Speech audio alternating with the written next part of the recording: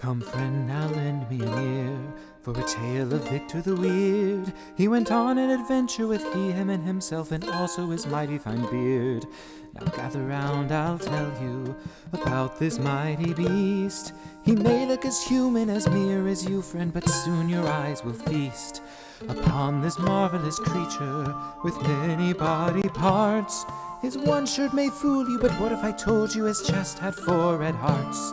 One mouth but 1,000 voices, one mind and limited choices, 2 handsome dice, 2 handsome dice. The audience rejoices. He's going to play D&D with him, himself, and he. Those are his pronouns, it's really profound. It's time for D&D, featuring Victor and Victor and Victor, and Victor and Victor and Victor, and Victor and Victor and Victor and Victor and Victor and Victor. One knows who knows how many repeats. So come and sit down in an empty seat. It's time for D&Me.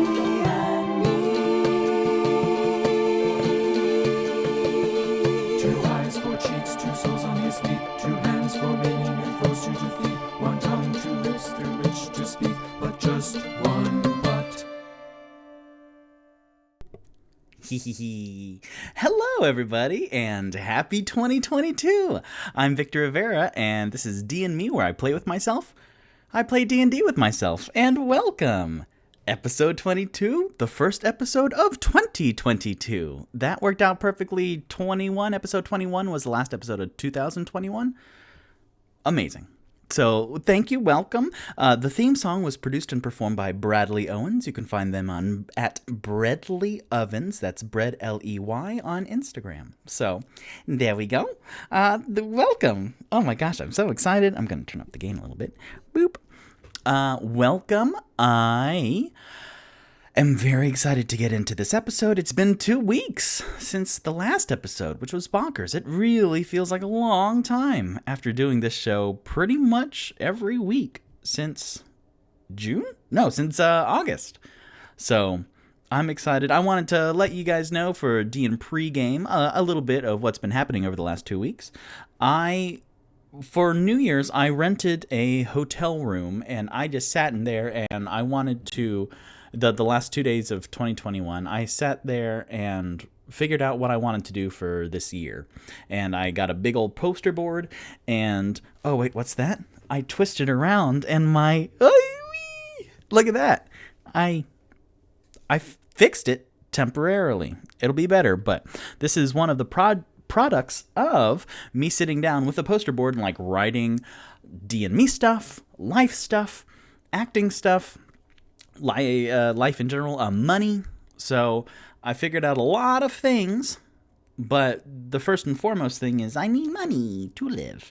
So for January here, when I'm not doing a D&Me, then I'm doing Uber Eats as a side gig, but I'm going to save up so much money that February, March, and maybe April, or like the next couple months, I will not have to worry about money, so I can devote myself entirely to this, which will be amazing. So I just want to let you know, a poster board, I was by myself with a poster board, and then all of my D&Me notes, I read through all of those, and that is 48 pages of D&Me notes. It's 14 pages of, like, when I take notes after rewatching the episode on Thursday mornings, which is available on YouTube, where you can find that on Linktree.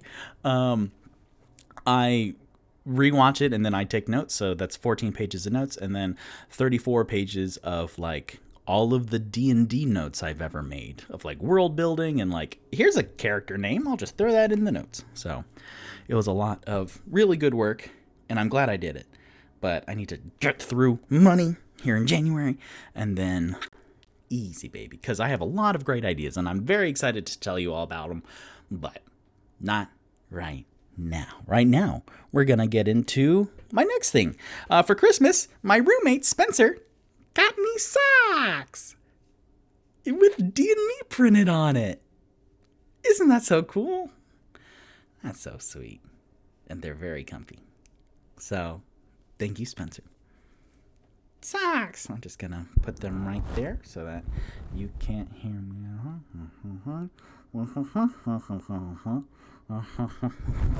No, that's not how audio works. I mean, a little bit. But I don't have a lot of other D and pre-show. I only have one other thing, and then we're just going to hop right in to Fey Day happenings. So I have a D and revision last episode, and we'll get to it for a D and recap, but I described how tired Tipsy was after reading the Manual of Quickness of Action for almost 2 days straight. And I described and I read from the book what points of exhaustion were. And then I promptly forgot about it because then he did some cool-ass acrobatics out of his window, and I didn't roll disadvantage for that. So I caught that afterwards. So, what are you going to do? It was cool. He rolled high, so that's it. All right. Hello and welcome again. So, D and recap for episode 21. Words. Anyone got that? Yeah. Let's see. Onyx. Dang it. By the end of 2022, I'll have this down. Onyx, Rock, and Toot Toot ventured off into the forests around Waterdeep to help Spanish Mustache, who is a treant with the forest for the trees, where they build like wood stuff, like furniture and other wood stuff. Then they went off to adventure into the woods to see what was holding up Spanish Mustache's supplies coming in of lumber, and they found a snowman, and they found a zombie ogre, an ogre zombie, and they defeated that, and then they camped out. And when they woke up, then they were met by 4 floating women, 4 Fey, because they woke up Shay 19, according to my in-game calendar, and that happens to be Fey Day here in Waterdeep, where the veil between the Feywild and the material plane is the thinnest. So it looks like 4 Fey found their way into Waterdeep, and then the 4 floating ladies told my boys not to bother them because they're up to stuff, and then they disappeared back into the woods. And a little bit shaken and rattled, then my 3 boys went back into town. Onyx. God dang it! Onyx. There we go. I have them posted up behind my computer to try and guide me, but my brain is... There we go. Onyx ran to pester the Buzzard Bros, who are Vinny and Vicky, who are 2 Vulture Aarakocra, to hurry up the preparation and curing of bones and various hides that he brought in a couple corpses in order to make cool stuff out of it. So the Buzzard Bros told them to just stay and help out, and then he can learn a thing or two. Mostly to stop checking in every 6 hours. So then my 2 tall intellectuals went to the Trollskull Manor, back to their home that they were given, and upon seeing that their house ghost... There's a lot of backstory. Seeing that their house ghost, Leaf, pretty much colored every surface on the inside, we went through about 3.5 hours of how to preserve that.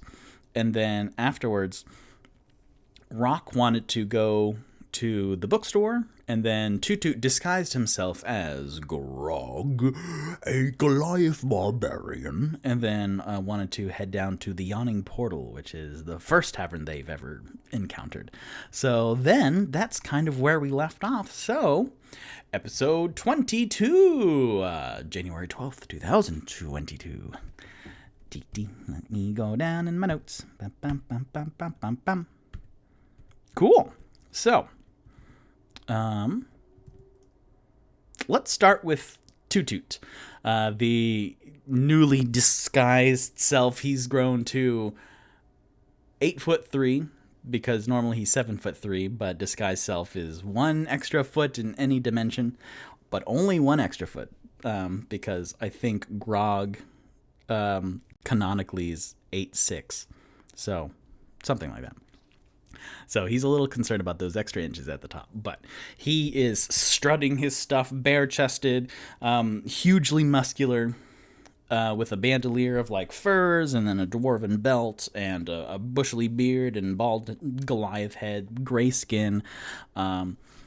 Then he is going, and an interesting thing to note here at the beginning is disguise self. You are still your corporeal self, but there's an illusionary body around you. So if you are a foot taller, if you make yourself a foot taller, then that foot is like invisible. It's an illusion, but like stuff can still go through it. So imagine, if you will, like you are in a corporeal, no, semi-corporeal, translucent.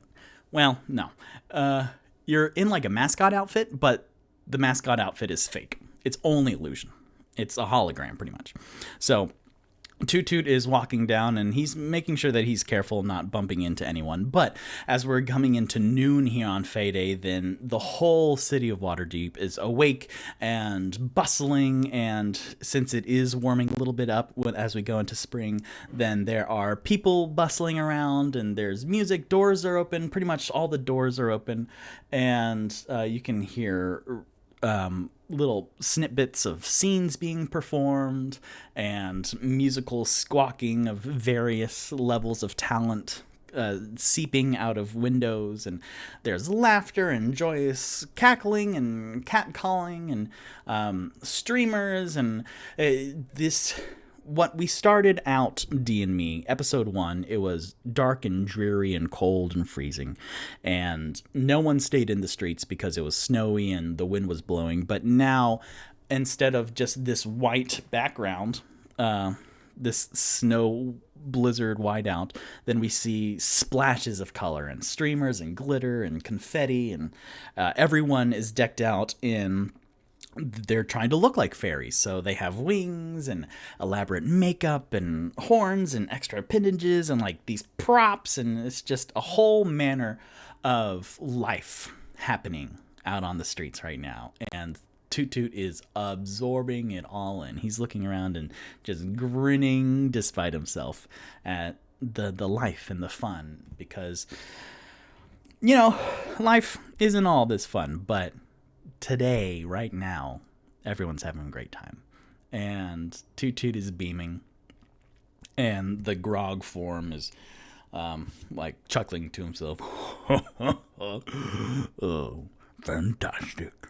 And then since he is 8'3", then all the normal like elves and half elves and dwarfs and gnomes, all the smaller, shorter races are looking up and pointing, wow, as he boom, boom, boom, kind of parade presentery goes down the middle of the street. And he's a bit of a show himself, and he's hello, waving giant meaty arms at people and laughing and commenting of like to the small kids, like, your wings are fantastic.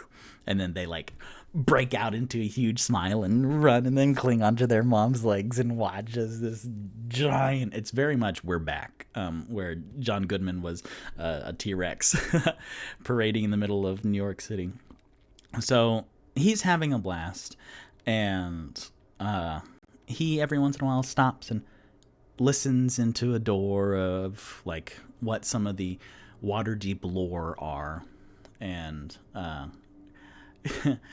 from anywhere from like line readings of like, and then in 1301 then this other person came down, and then it's like really bad acting, and he just grins because, hey, at least they're trying. So and then he's having a blast, and he's walking because he's making my way down to the Yawning Portal, which is the tavern that everyone first materialized in front of. And as soon as he gets there,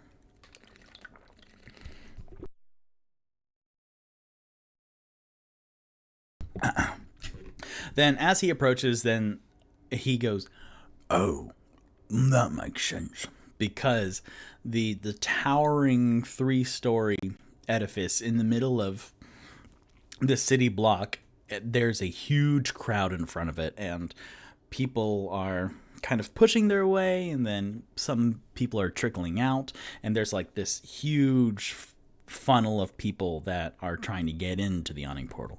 And Toot like remembers that Fey Day is a holiday where people go into buildings and then celebrate and do little songs and dance numbers, and the most famous, arguably, tavern in Waterdeep would have a lot of people. So that kind of puts a little snafu in his plans of going to talk to Durnan and figuring out stuff with other people in the awning portal. So he stands in... Interesting. He starts making his way into the crowd of people, and people are becoming more compact as they head towards the door. And I will roll to see if anyone bumps too much into Toot. Let's do this. Okay, with a 3, yeah. No one notices that, like, if they get too close to Grog, then their arm kind of goes through a chunk of his leg before actually touching meat.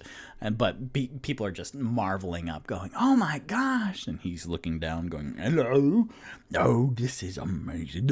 Believe it or not, this is my first Fey Day here." And then people, "Oh, well, you need to go inside and try the quippers and ale." And there's just hustle and bustle, and like he's towering over pretty much everyone. So like all heads are turning kind of, and he manages with this distraction to like go a little bit further up, and then the small trickle stops coming out of the awning portal, so he's able to sneak his way in, and he makes sure he ducks into the portal, and then he looks up, and the 3 stories are jam-packed with people, and it's noon, so you can only imagine what the evening will bring to this. And he looks around, and kind of when he was first soaking in the atmosphere of the awning portal, this is even more so. Like, it's 5 people deep to try to get to the bar, and not only is there the stage all the way to the back and then the right of the awning portal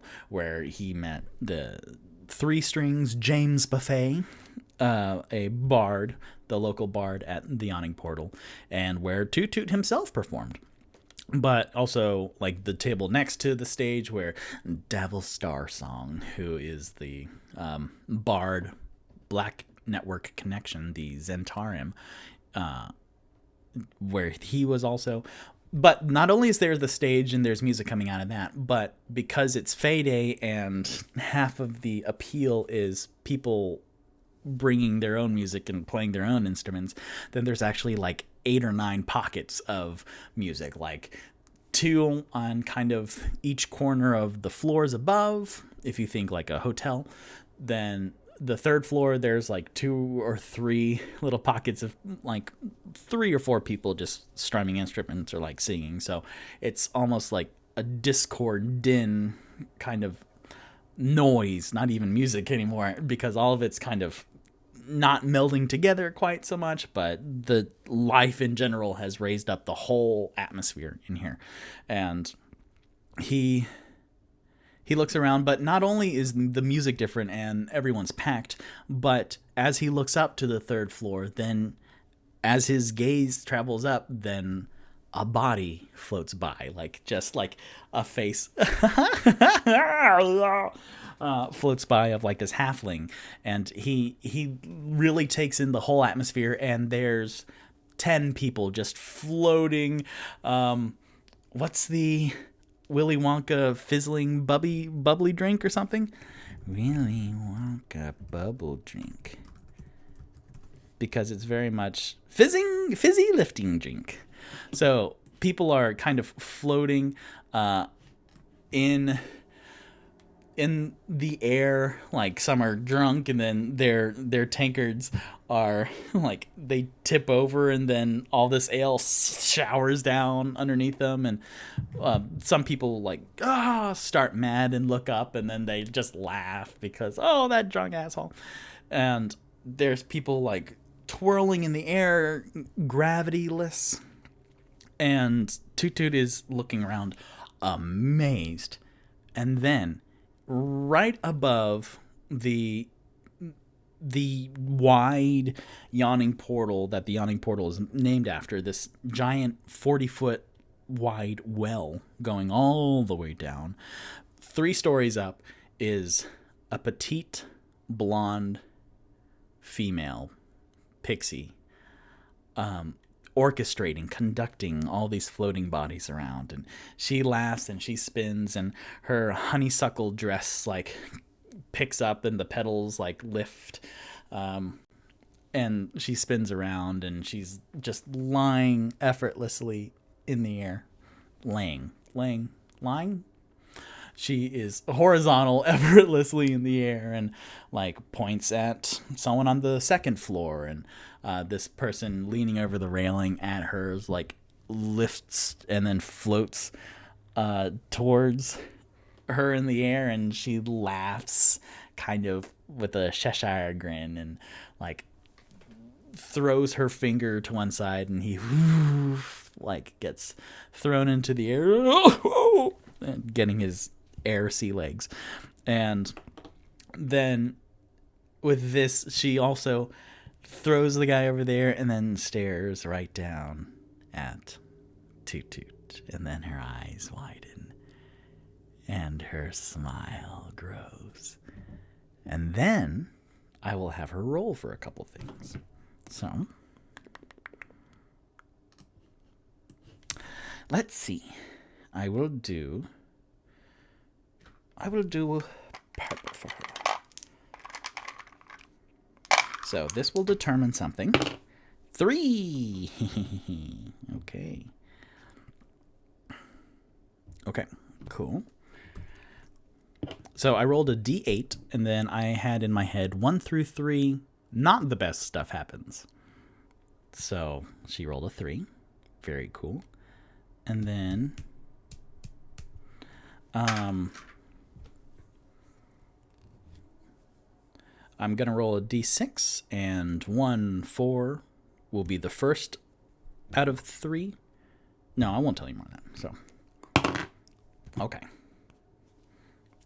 Give me get back. Cool. So, floating in the air, one of the 4 fairies looks down at disguised Toot Toot, sees right through his illusion, which is still, he's still grog, but her eyesight pierces right through it.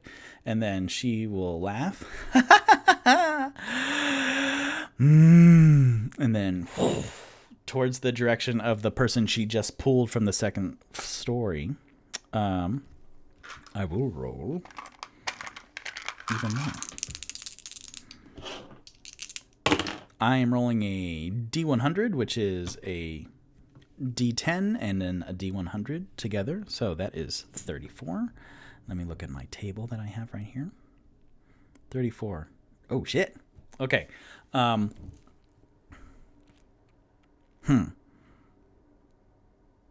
Okay. So she points over to this person who's kind of doggy paddling in the air, like still heading in the trajectory of over the stage, and he's not really turning back around. It's this halfling with like mutton chops, and he's trying to head back towards where he was for the second floor, and he's still just heading in a straight line over to the wall. And then you see like this yellow shimmer cast over his whole body, and he's and then not with dire urgency, but then he's like heading kind of straight for the wall. And then Piper Perry is watching after him, and then she kind of cocks her head. Huh. And kind of makes this like disappointed smirk, and then looks back down at Grog, at Toot Toot, and then Toot Toot looks over to the halfling, who at this point just dunk into the wall with like softly with his head, and then like the angle that he was approaching the wall, he kind of dunk, and then starts heading off the other angle towards now the front of the building. So it's very much like those idle screens of the ball trying to hit the corner. Dunk, dunk. So he's like that. So it doesn't look like he's in trouble, but he just joins the ruckus and chaos of all of these floating people. And so then the disappointed Piper Perry breaks her eye contact from the floating halfling, who now bores her, and then looks around to this very drunk dragonborn, who's one of the individuals doing like a slow cartwheel upside down, and with his tankard all the way upside down too. And he is downward, and he is making his way over the well. And then she like flings her fingers downwards, and then she will cast another thing. That is a 65. Oh! Okay. Oh boy. This is a good one. How do I even...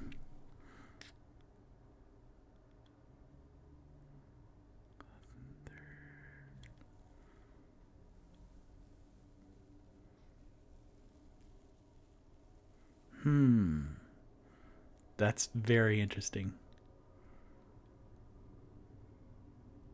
Damn, I didn't even look at the second number. I'm just... Okay. I don't know, but by the end of this sentence, I will have a better idea. So then she points, like she flings like a yo-yo almost down at this dragonborn, and then her honeysuckle petals like start to like twitch and flutter upwards, and she looks up at Tutu going, "Oh," and then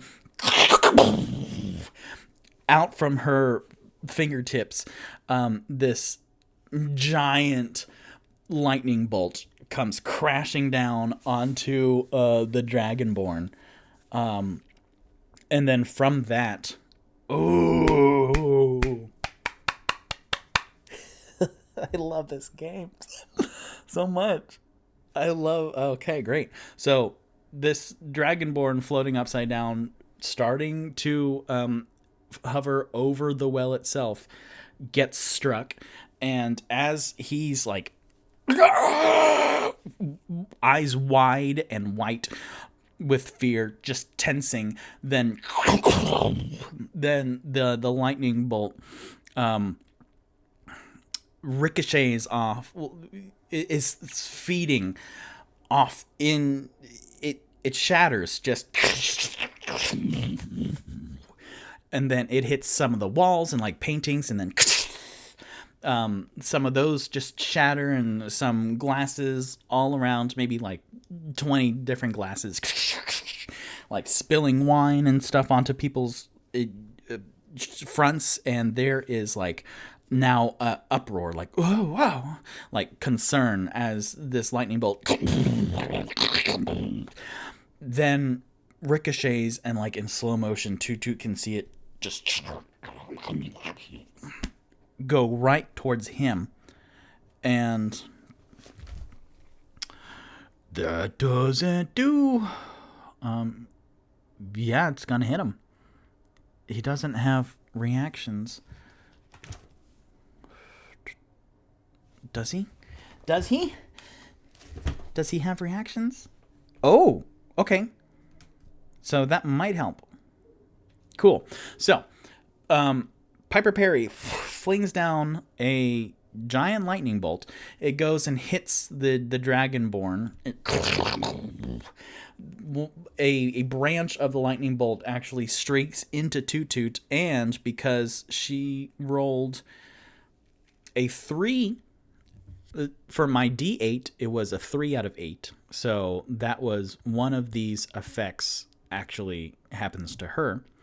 And then I rolled a D6 to determine which of the spells would hit her. And I rolled a 5 out of that D6, which means the second one. So 1, 2, 3, 4, 5, 6. So the 5, the second spell would come and hit her.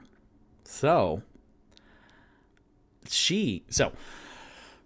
the lightning bolt hits the Dragonborn, then it shatters out into 40 different smaller arcs, but one of the big branches hits Toot Toot square in the chest, and then another of the branches travels back up the lightning bolt path in the air and then hits Piper Perry. Ooh, the dice. So that damage is 4d10 lightning damage. So let me get my goddamn 4d10. If it's a straight 40, then that'll floor Toot Toot. Toot Toot has 17 hit points. Okay, not bad.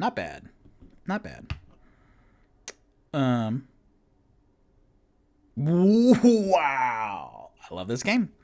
So that is a 7, a 6, a 2, and a 1. So that is 14, 15, 16. 16 lightning damage. Where Toot Toot has has 17. So he is down to just 1 hit point. Oh, but he will use... Oh, yeah. So that's amazing that he has 1 hit point. But as a reaction, then Toot Toot... Oh, interesting. Toot Toot has a reaction called Cutting Words, where within 60 feet, he can spend a bardic inspiration die and subtract a die from the roll of an attack roll, an ability check, or damage roll. So the attack roll didn't happen. The ability check, and then the damage roll. So 16 points happened to him, 16 points happened to the Dragonborn, and then 16 points happened to Piper Perry. He's going to... my lawfully good, which parentheses, asterisk, doesn't matter anymore, alignments, well, but Toot Toot is ingrained, his lawfully good.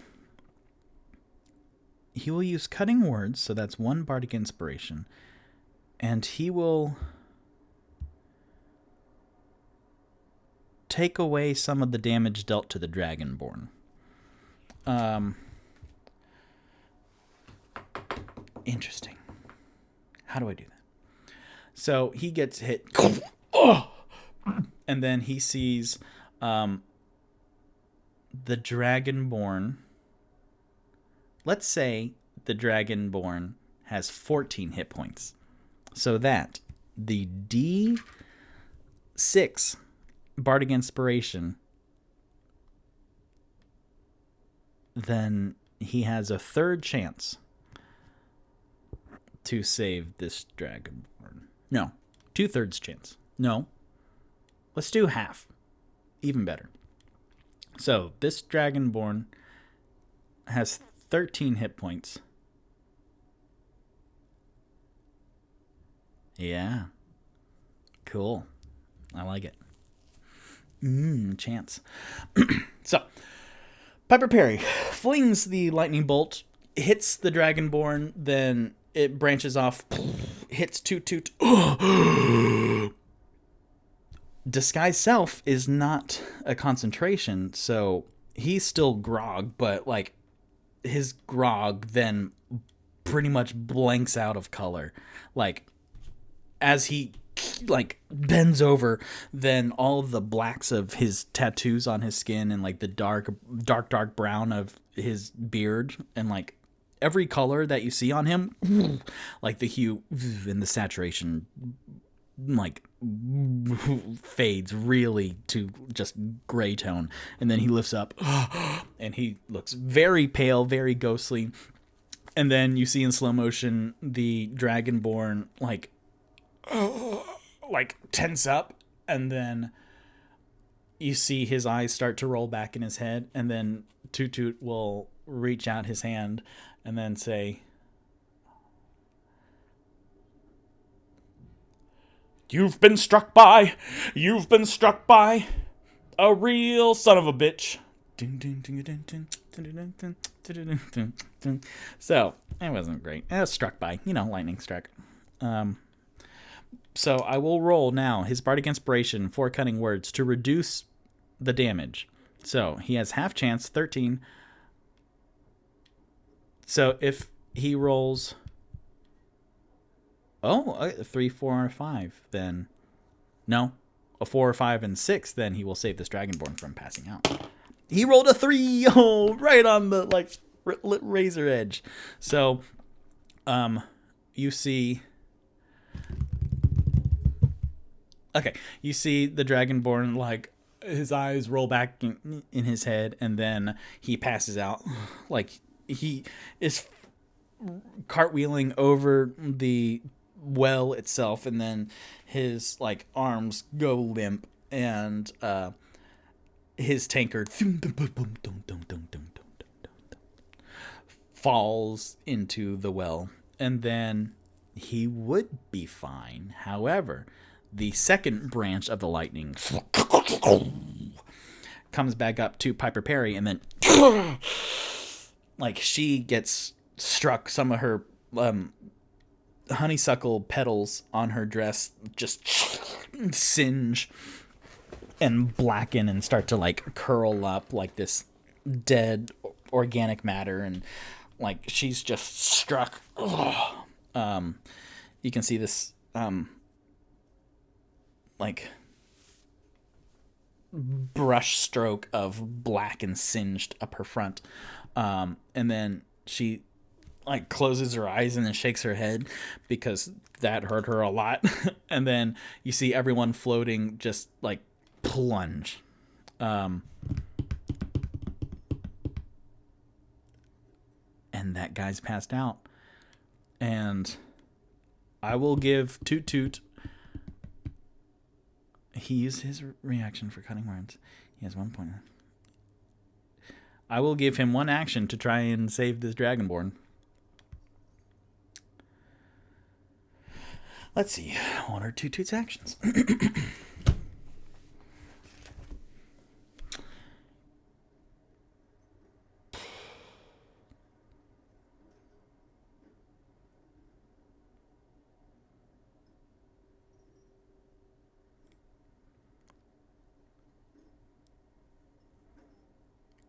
Interesting. I don't know. Let me look at his spells.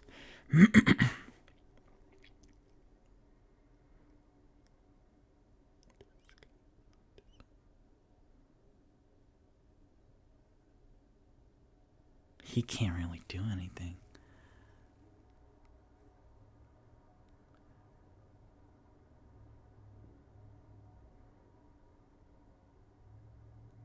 Okay.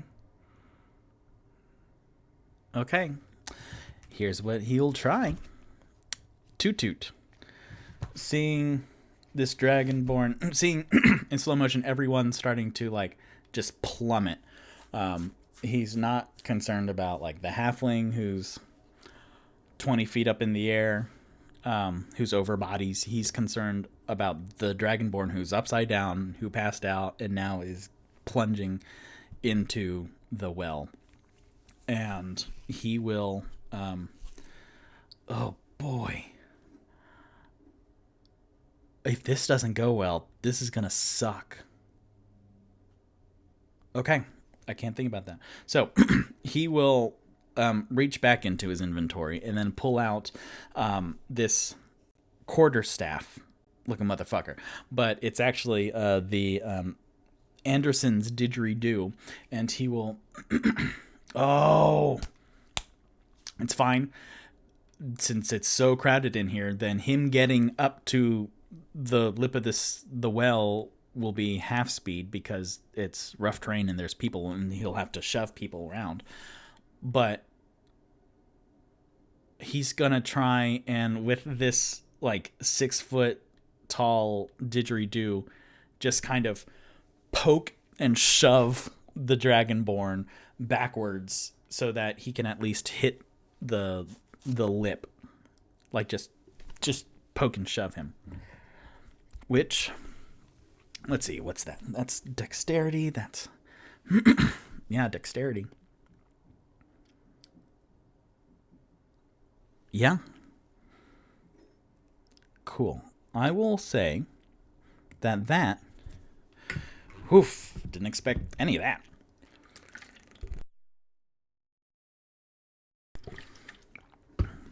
Okay. He will pretty much roll an attack roll. Yep, it all evens out. So he will roll an attack roll with the Anderson's didgeridoo quarterstaff attack bonus to try and hit the guy. And if... Okay, I have a number in my head. So...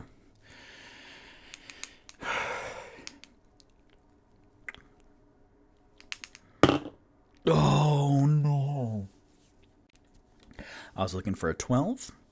I rolled a 5 plus a 4 attack bonus. So, Toot Toot will, like, shove his way, and people are not moving, and Toot Toot is pretty strong, but there's just a lot of people. And then he will pull out... Oh, fuck. He will pull out his didgeridoo and, like, lunge, like almost a fencer's stance. Try to poke the dragonborn to fall onto the lip or past it, at least. And then he just misses, and then he just goes low because he's a certain feet away, and he misses and brushes, like, not even touching the dragonborn. So he just hits air, and then the dragonborn falls. And then around the well are these gasps and screams and screeches. And he is plummeting. And then Toot Toot looks up at Piper Perry, who is still wincing with pain and, like, kind of brushing this immediately wilted lettuce pretty much off her dress. And then he looks up and points very angrily with the didgeridoo. Save him! Save him right now! And then, cool, I like that. And then he has a +6 to intimidation, so that's good. A 4 plus a 6. Woof! Piper Perry, it's just kind of lost in the din of the screams, and the screams are building, and everyone else who was floating, they, like, do hit the ground and, like, hit the people underneath him, and there's just chaos. And then oh boy. And then she, like, after grimacing, she looks up, and then damn. And then with one last kind of stare intensely at Toot Toot, then she'll bring up her hand and then snap, which will be her last wild magic spell. Let's see if this does anything. 42.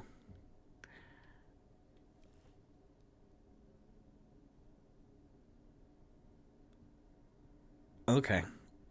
Wow. So she looks up. Damn.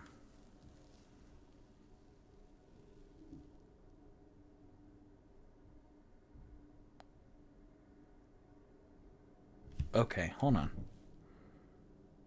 Oh my gosh. Okay, so the way I'm playing the wild magic table, she had 3 wild magic spells. And then the 1 and 3 happened to other people. And then 2 happens to her. So with this, she snaps, and then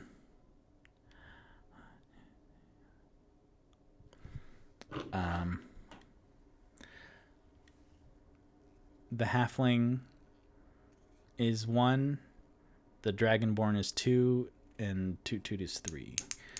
4, 5, 6, 3. Okay, well, that saves something. So as she snaps, then she looks down, and then just plummeting into the well. Then nothing happens to the dragonborn, who's still falling, and then she looks up at Toot, and then Toot's vision is completely black, and then you hear a shatter, and then Toot, his eyes open, and he's on the ground. He's sitting as Toot, the Loxodon Bard, the giant elephant instead of the Goliath barbarian. And he looks around, and then he is sitting in this broken ceramic pot, and then like a couple handfuls of dirt just under his butt. And then people like look around at him now. They're still screaming, and then people are like, "Oh, we need to go get him!" And then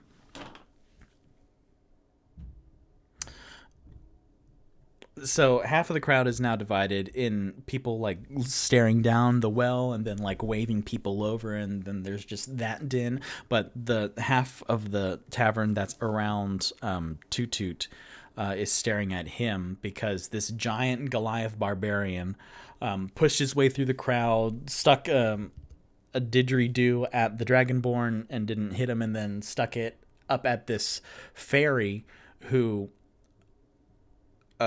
just shot lightning. And then she, who caused the lightning, looks down at the Goliath barbarian, and then the Goliath barbarian turns into a potted plant. And while a plant, you are incapacitated and have vulnerability to all damage. If you drop to 0 hit points, your pot breaks and your form reverts. So the pot fell on the ground and then shattered open, and then the plant itself morphed back into the Loxodon Bard. So this Goliath barbarian turned into a potted plant and then a Loxodon. And so people are just like, what's in my drink? And then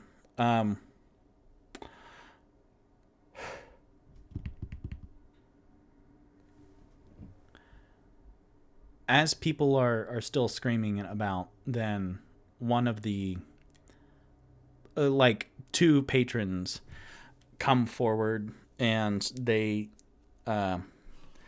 like bookish learned types. They reach down into the well, and then I will roll to see if they catch the dragonborn with some magic. Let's see. What's terminal velocity?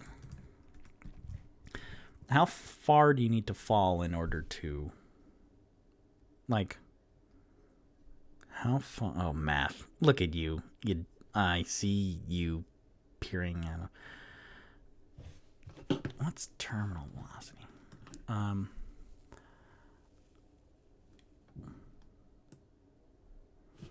So, that's funny. I'm looking at the chat, and then Tipsy number 1 fan. You've been struck by a cool elephant. Ding, ding, ding, ding, ding. I'm concerned about this dragon. Okay, so I will roll another D100, and then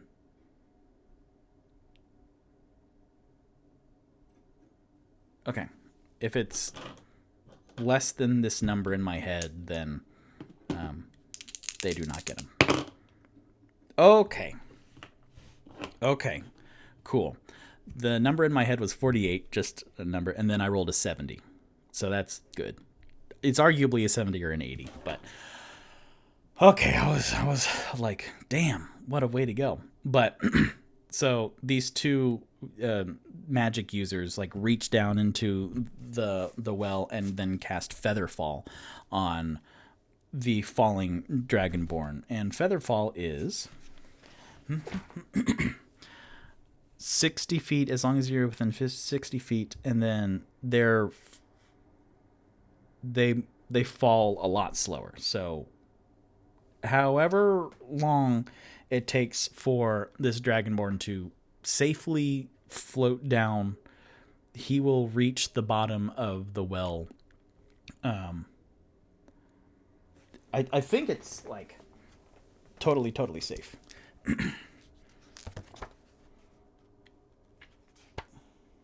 Featherfall. A falling creature's rate of descent slows to 60 feet per round until the spell ends. If the creature lands before the spell ends... Okay, well... Duration, 1 minute. So, that is 60 times 10. 600 feet? Duration, 1 minute. 600 feet. A falling creature's rate of descent slows to 60 feet per round. So it lasts a minute. Yeah, that's 10 rounds, 600 feet. Let me look to see how deep this well is, because y'all don't know. How deep is the yawning portal well? Okay. That's fine, because I didn't know how deep it was. So... a frazzled, newly Loxodon Toot looks back up to see Piper Perry, and she is gone. And people are also, like, on the upper floors are pointing at the empty space where she was, and then... Oh, okay, yeah, no. Because I was like, did she roll a third spell? But no, that was the potted plant. So they're gesturing out to the empty space, like... like the fun in the yawning portal screeched to a halt, and people are helping, like a lot of people are helping Toot up, and then you can hear that some commotion is happening of like people now, some of them like a couple beefy volunteers are now starting to climb up onto the lip and then navigate the rope that is also there, and like they're starting the descent to go and collect the unconscious dragonborn, who technically is in death saving throws right now. Oh, boy, fuck. All right, let me do those real quick.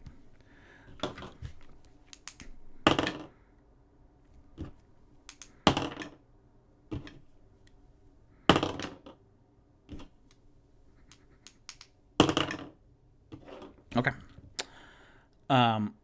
So what a roller coaster.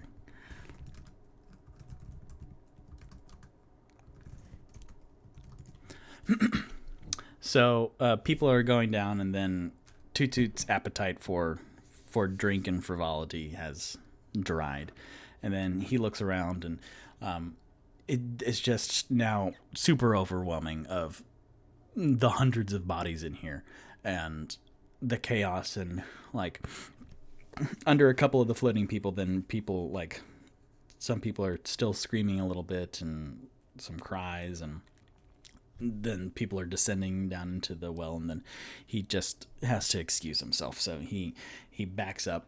Excuse me, pardon me. And then he bursts out the door and then into the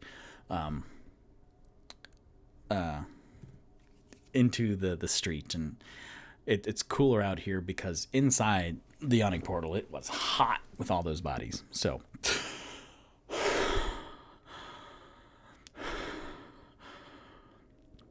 ow.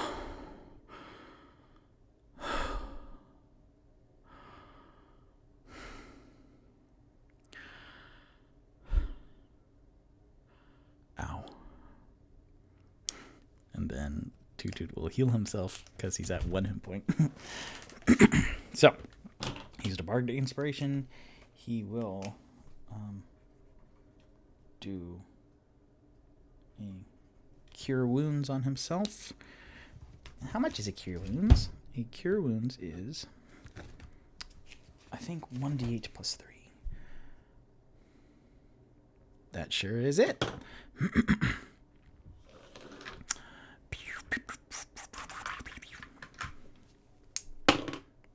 A 1. A 1 plus 3. Cool. So that's better than a 1, though. So 1 plus 3, that's 4 plus 1, that's 5. So Toot Toot is up to 5 hit points now, and he is just walking very, very slowly northward. And then the flavor of all of the songs, like he got out of that crowd that was now are even more eager to go inside the yawning portal to see what the commotion was, because the din has changed from like excitement and merriment to like something, it definitely happened. And then I was gonna say human nature, but there are different races than human. But just being kind is curious to chaos, and very much when you're driving down the highway and there's a lot of traffic because there was an accident, so people are rubbernecking. So it's very much that, like, you have to slow down to see what the accident was. So he pushes his way out of the crowd, bleeding in more ferociously into the yawning portal. And then, yeah, the din outside now, like the music and the scenes all kind of quiet, and then just in his giant ears it's and then he like he has a bad taste in his mouth. So yeah, that's Toot Toot. Does he want to do anything else before I cut to any other person, or is he just gonna sad walk northward?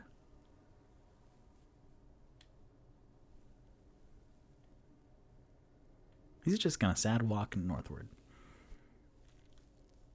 Interesting. I didn't expect none of that to happen. So, my feetsies are cold. I'm going to put on Spencer socks to give myself some time to think right now. Oh, okay. And then as Toot Toot walks upwards, then there is text written on the screen right now. White text to blend with the piles of white snow on top of the roofs and in the streets. And it says, Fey Day Mayhem, 1 out of 4. And then we cut to Rock, who is also in the streets and walking, but he is walking with a pep and a step to very interesting. He is walking to Bookworm's Treasure. So he and Toot Toot just parted from outside of the Troll Skull Manor. And Toot Toot told him to dress the part. So Rock will now, my illusion half-orc wizard, my half-orc illusion wizard, will, let's see, he has a lot of good spells and stuff. He will use Disguise Self. And then he now looks like... Rock, the half-orc wizard, is not necessarily a beefy guy. And he's not, like, rail thin. I feel like he grew up with a pretty good metabolism, so he's always been runt-ish just in terms of an orc. But he is thin, he's svelte, he doesn't have a lot of muscle on him. He looks like if he worked out, then he would be that, like, Brad Pitt. Like, if he really, really, really worked out, he wouldn't grow a whole lot of muscle. Or he might, actually. But he has a thinner frame build. So what he puts on himself right now is actually an even thinner build. So he turns into this lanky, very thin, like, elf. And like a little brush of like dirty blonde spiky hair that goes up, and elf ears, and like this very green giant, jolly green giant, like leaf tunic, a toga kind of deal. And then he has on these ancient Greece, ancient Roman sandals that kind of lace up him, and then he looks down on his hands, and instead of being purple, then he's like he has just a twinge of green to him. He's portraying like this. You know what? No, I was gonna have him be like Caucasian, because that's just where my mind goes immediately. No, we're gonna have him as an Asian fella, so like this thin Asian elf, and he has on like this kind of green contour cheek makeup just to make his cheekbones pop a little bit, like some green eyeshadow and sparkles and stuff. And he looks down, and this is pretty good. I think this will be suffice. And so he goes to the bookworm's treasure, and then he kind of stands out of the store a little bit, and he looks in the window, and he sees, sure enough, Paige. It's a cold, kind of foggy window, so he sees her in front of the desk talking to a patron, and he kind of peers around and sees her, and she doesn't see him, and he kind of gets excited and keeps his thoughts straight, and he straightens up, and then he then ducks back away from the window, further away from the bookstore, and he goes, I need a voice. Yes. Oh, what is Tutu's voice? Hello. Hello.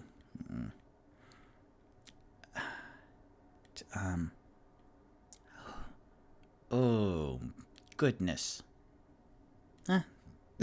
And then he's like, okay, well, I just need to go inside. So he goes to the door and opens it, and then he kind of does like this kind of strut, like this weird John Wayne cowboy walk in, where he's like, okay, I need to be really masculine. And then he kind of steps a little bit, and like his feet are dragging behind him, and he will roll for that, because that's silly. He will do a performance, which he only has a +1 on. Oh, okay. So a 19 plus a 1. So then as he walks in, very Richard Pryor is what I'm doing right now.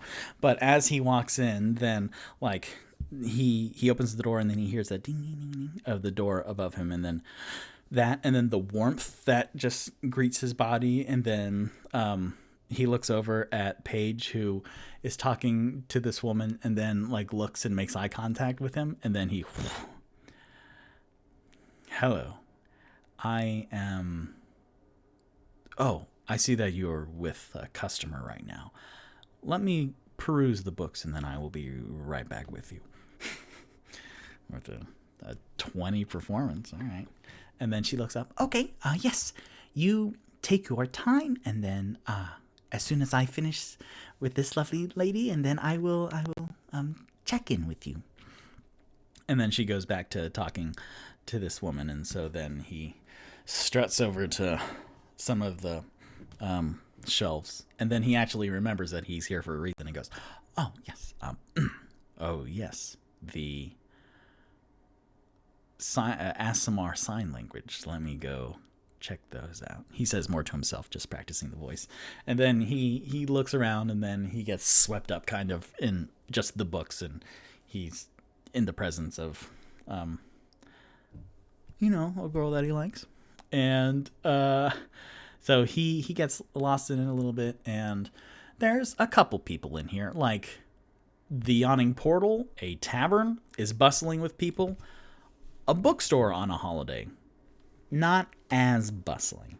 Like, there's maybe 15 people in it, and throughout the aisles, and there's a bigger second floor also, because this store is bigger on the inside than it is on the outside. So he's walking through, and he notices like people with essentially cardboard like wings and fairy with little wand scepters, and who points to like higher shelves and taller person assists. And he's walking through, and then he finds let's see, I have a list of stuff Rock is looking out for. So he goes over to like the different languages, and then he sees Common, and then Dwarvish and Elvish, and he goes, oh yes, I actually know Dwarvish and Elvish. Yes, Common. Orc, I do know, of course. And then he just takes a book and then leafs through it, and Orc is actually written in the Dwarvish alphabet. So he goes, and then he puts it up, goes, oh, okay. Sylvan also I want to look into, but ASL, and then he picks out, like, there's maybe a third of a shelf of ASL stuff. So he looks, and there's like rudimentary ASL, and like he picks it up, and the first book in the line, beginners ASL, and he thumbs through it, and then after the alphabet, then there's like numbers, which I looked up, and I was like, should I teach him numbers? And I'm like, I haven't learned the numbers yet. So future Victor, I think we're ready for ASL numbers. 1, 2, 3, 4, and others, maybe 5. But then he looks, and then like chapter 2 is like baby sign language. And then he goes, oh, well, I actually did think, because because I'm Rock. Because Onyx didn't quite connect with the ASL alphabet, that he might want to, I don't want to like belittle him, but maybe baby sign language of like food and hungry. That might be, and then he chuckles to himself, that might be his speed. And then he picks up that book. So future Victor, we will now go on thriftbooks.com and then find a beginner's ASL guide. Because I had thought about that for the past couple weeks, but I've never made the plunge. But now we are here in the episode itself. So he looks at that, and then he picks up like further on down, like towards the bottoms of the shelves. Then he picks up Sylvan, which is very just cursive and calligraphy and kind of, it's the slanted cursive for the ring for Lord of the Rings, but also it's like that Da Vinci backwards, you have to hold it up to a mirror like notes, because I remember learning about that in college. So he's like reading that, and he's like, I have absolutely no idea what this means. And he's just kind of lost in the books. And then he hears come up, and then Paige, the short, stout dragonborn, bronze dragonborn, but covered in patina, which is the kind of teal rust that goes on like bronze statues and stuff. She comes walking up and kind of scooting her feet in the teal sand that weaves its way down all the aisles. And then she comes up and she goes, "Yes, how may I help you?" And then Rock goes, "Oh, yes. Hello. I am here looking for languages. I have Aasimar Sign Language in this hand for a book of beginners.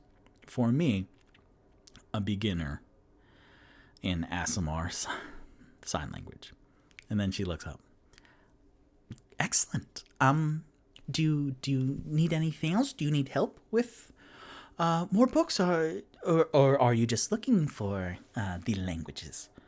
And then he goes, and then with her, she actually has drawn on all the sandy patina around her, like these like curly cues in her own like sand, which is really cute, and like these dots.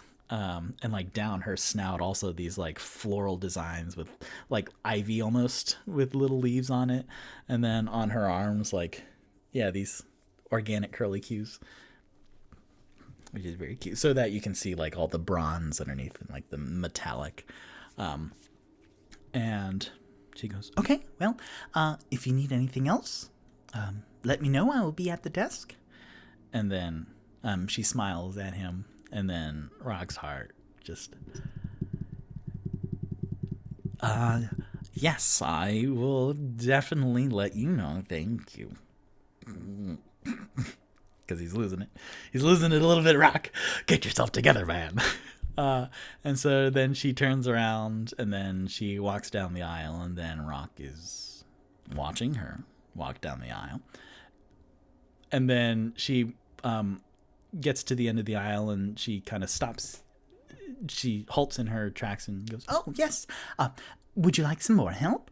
And then coming from the other end of the aisle is this tall, curvaceous blonde with these intricate ruffle petals, almost like a Victorian Elizabethan ruffle around her neck, and straight blonde hair and dimples to kill a man. And then she, Blake Blossom, walks to the end of the aisle. "Yes, if you can help me." And then she looks up through Rock's illusion. And then she stops and kind of pokes her head up. And then tilts her head to the side. And then just stands there for a second, just staring. And Rock, just the highs and the lows, like splashes back down. Actually, Paige, if you don't mind, I need your help right now." And then Paige turns around. Excuse me, just 1 second. I'm talking to the... I'm talking to this customer, and then I'll be right with you, sir." And then she turns back to Blake Blossom, who's just still staring with this warm smile, but it's in a very cold environment, and it's a creepy just stare. Like, it's... I was trying to figure out how to describe it as I was thinking over this past couple of weeks, and she's just reading in all this information. She's not 1,000 yards staring. Like, she is tuned in, laser focus to Rock. And then Rock will go, what can Rock do?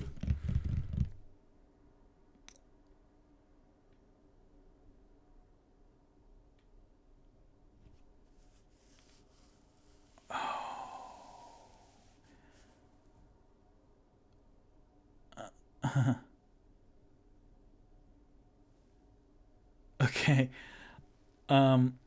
Rock will use the cantrip Mage Hand. Oh no, he should use a improved minor illusion, because that's what he's very good at.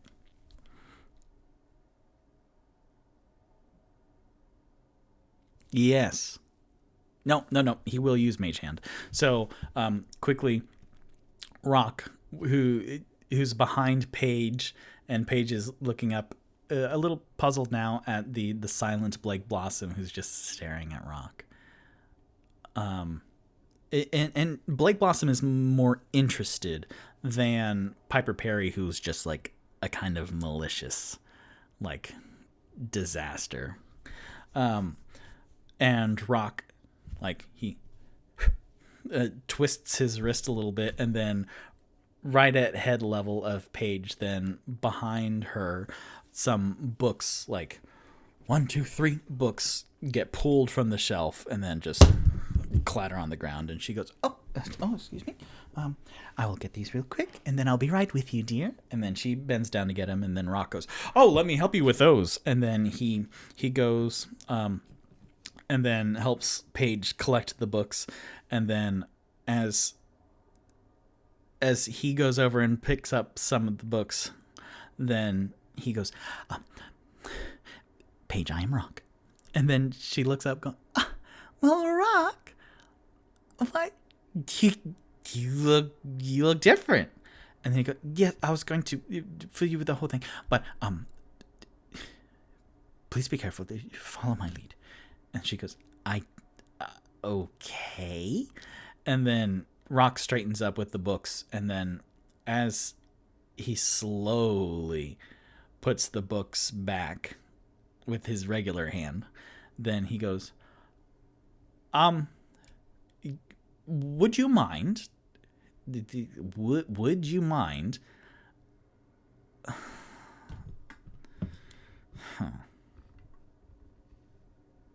How does he want to play this? Because Blake Blossom, okay. Because he doesn't want to be rude. Because that's one of the no-nos of fairies, of Fey.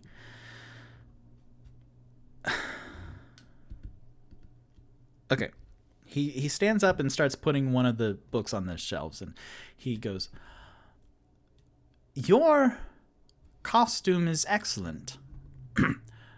But he says that your costume is excellent to Blake Blossom, who her head tilts the other way and isn't saying anything. And then Rock continues a little quickly. Yes, my costume is that of Robin Goodfellow, or Puck, because I figured for Fey Day that with Titania and Oberon, then it just felt fitting. Bookstore Keep, if you don't mind, could you tell me what you know about the Fey, because today is Fey Day? And then Paige, who's just like puzzled, looks back at this this skinny Asian human with the very silly, like, Dollar Tree leaves as a toga, and she goes, yes, I can. Fey Day, I don't remember. Could you tell me about the Fey? Yeah. Fey are creatures in the Feywild who are magical, of course, but they may be mischievous or cunning, very, very tricky and manipulative, where they will pretty much do anything. And the words, the way you speak to the Fae, have to be very precise, or else you wind up giving away part of your soul or agreeing to. Most people don't know this, actually, but the underlying root of Fey Day is a cautionary tale where we present Fey Day and we raise up these Fey, but actually we are warning the next generation against like making deals with Fey or transactions, because that normally does not go very well. But it's almost we are honoring the shadows, as it were. Why? And then Rock goes, yes, part of today is very much about disguises, but we need to be very careful on the company we keep. And then Paige, who will roll. Let's do this. Okay. A 14 plus 1 insight. After like this puzzling exchange and like the abrupt like books and then him acting funny now, then she kind of is staring a little bit into Rock's illusionary form. And then she gets an idea, and then she looks back at Blake Blossom, who her like soft smile opens up so you can see some teeth. And then she breaks her eye contact with Rock and then just stares into Paige's eyes and tilts her head. Victor's making this face now. Ugh. And then Paige, like, she clams up real quick. And then just Blake Blossom is there. And she's very pretty, but this is getting more and more alarming as time goes on, of just her silence. And Rock kind of reaches out and then grabs a hold of Paige's hand and then pulls her back away from Blake Blossom. I think we are needed over here. And then he starts going towards the other end of the aisle. And then in a horror movie move of them going towards the other end of the aisle, then they break eye contact with Blake and then go to the other end of the aisle and then stepping into the aisle, blocking their way, is Blake Blossom. And then Rock and Paige kind of look back, and then that other end of the aisle is now empty. And then Rock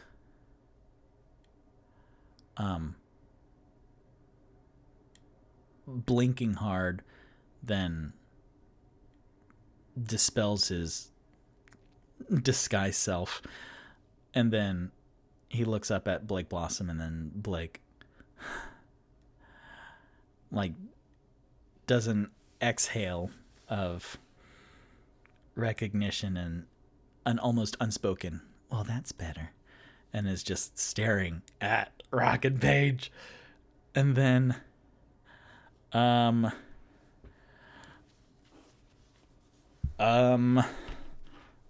don't know what to do because they need to get out of this situation. What I wanted for this episode is that some interactions with the Fae, and then they have to roll to do stuff. I don't want Rock and Paige just to leave the bookstore right now, because that's not engaging as a D&D show. But Rock knows that if he were to start a kerfuffle, some fisticuffs with this Fae on Fey Day, then that would probably go poorly because he has 9 hit points and he doesn't want to endanger Paige or Bookworm's treasure at all. But he feels that the safest place to be is not here in this aisle right now. So, but he doesn't want to speak too much because he doesn't want his words to be twisted around and taken too literally. So what will he do?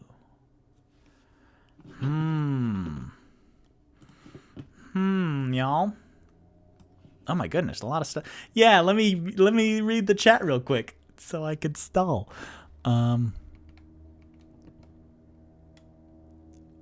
Dodie or something at 7:05 says, those socks, Rock. Oh, socks, because you're spelling it with the SOQS. That's great. Okay. You've been struck by a cool elephant. Spruce H, my sister, says, oh man, I love the potted plant. I wish he had stayed one longer, to be honest. Haha. Well, the reason I did that was because Toot Toot is 7'3", so that's a long way to drop a potted plant. So he would have stayed that way until like for 6 seconds. But Sarah also said very Hitchhiker's Guide vibes, and yeah, absolutely. Dodie or something says, I was worried about the Dragonborn too. Phew. Sarah says, haha, rocks strut. And then Sarah sent a gif of Ted Lasso. Let me see you strut, Nate. Come on. That's very cute. And then Sarah explained gif of the strut scene from Ted Lasso. Did you send the same one? No. And then another gif. Come on, let's go. Start this way. Here we go. Ted Lasso, so good, y'all. Season 1. I haven't seen season 2 yet. Sarah says, I like how you've accurately portrayed the Hugh Laurie beneficial Cabbage Patch. I'm definitely an American with an American accent. That's very good. It's the Alan Rickman from Die Hard where he first meets Bruce Willis and like he pretends to twist his leg or something. He's like, "Oh no, there's the foreign people over there." Ow. Yeah. And then my last little stalling bit here, as I have no idea. My Liam Neeson impression is an Irish accent, but trying to be an American citizen. So, I am an American citizen of these United States of America. You have taken something very important to me. I love it when a plan comes together. The thing is, I don't have a plan for this. And I was thinking the days leading up to this, I'm like, okay, here's the scenario. Blake Blossom traps him in the aisles. But I have enough. I'm going to go for a break right now. Because I have no idea. Yeah, I'm going to go on a break. So, here's... oh, boy. Here's my new theatrical reel and voiceover reel. So... okay, enjoy. I mean, I hate to bring it up because you're upset and all, but why exactly are we going to cut up a bloodstained carpet? Is somebody we know the pot calling the kettle black? It wasn't doing anybody any good 6 feet under the ground. And don't think I didn't consult Savini about the specifics. It is his baby. He gave me detailed instructions on how to remove a few of the Rice Krispies, and you don't really want to hear that. Of course not! Well, yeah, actually. He donated his remains to science fiction. Don't think I'll ever forget. Great. Just so you guys know, there's no group sex. Okay, fine, group sex. Whoa. Yeah, that's how we made these cool little peace thingies. Civil War general, you must know how to fight? Sure. Poverty, sexism, social injustice. There's only one thing we can do. Group sex. Right? No. We'll fight then. I am looking for, Brian, he's not here today. Sorry, we can't give that out. You could leave him a note. I think he works again next week.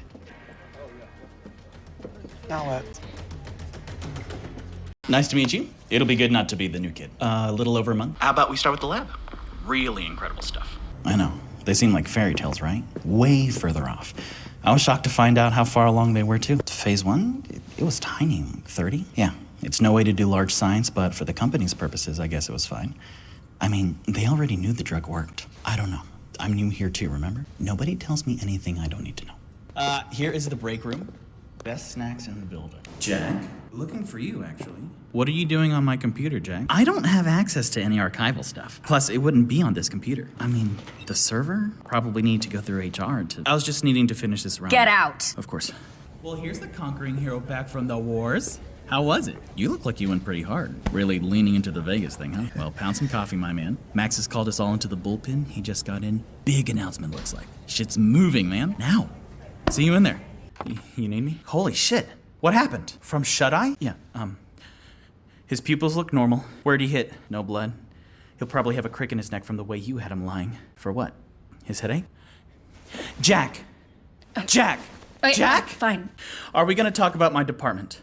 Jesus. Max, Thank you so much, Evan. You're welcome. His pulse is a little high. How you feeling, Jack? Cassandra? Yes? You can all go to hell.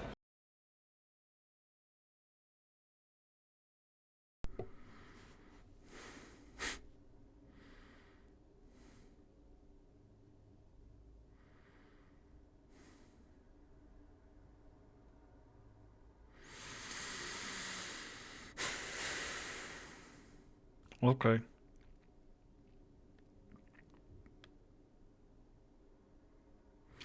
So,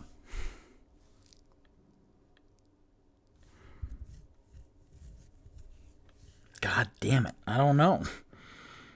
What a good conundrum.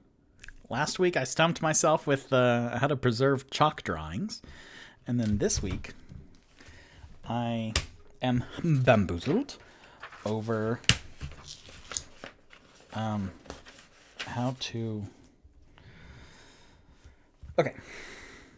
So, I came up with some... Okay. So, let me talk you through my thoughts here. So, I want to go non-violent first. That's my first approach that I want to do. So, okay. My two higher level options for level 2 for rock magic wise is suggestion, but I would imagine that Fey are immune to charm.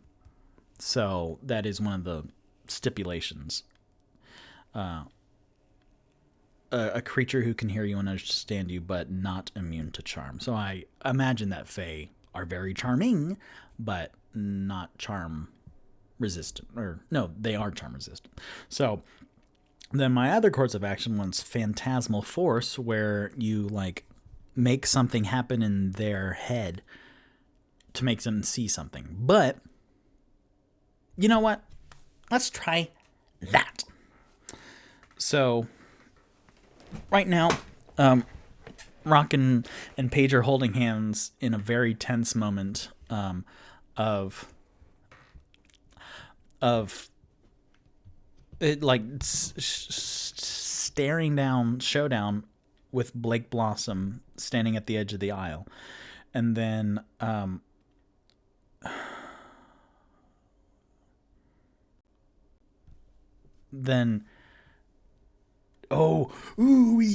so Rock will slowly reach into his pocket, and then Blake Blossom, like, her eyes follow his hand into his component pouch, and then he brings up a bit of fleece, but it looks like... Oh, okay.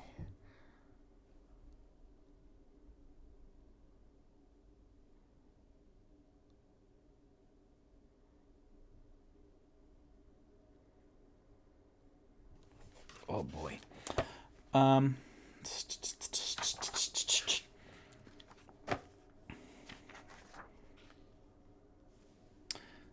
Oh, okay. So yeah, a bit of fleece, and then he kind of just rubs it. It's still in his component pouch, and he rubs it with his fingers, and then he will cast it. So that is intelligence saving throw on the Fey, on her. Wow!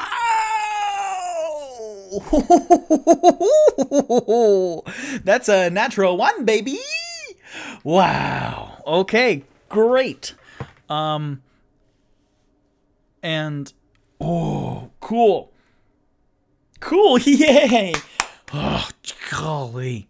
So with this, then he rubs his... Yeah.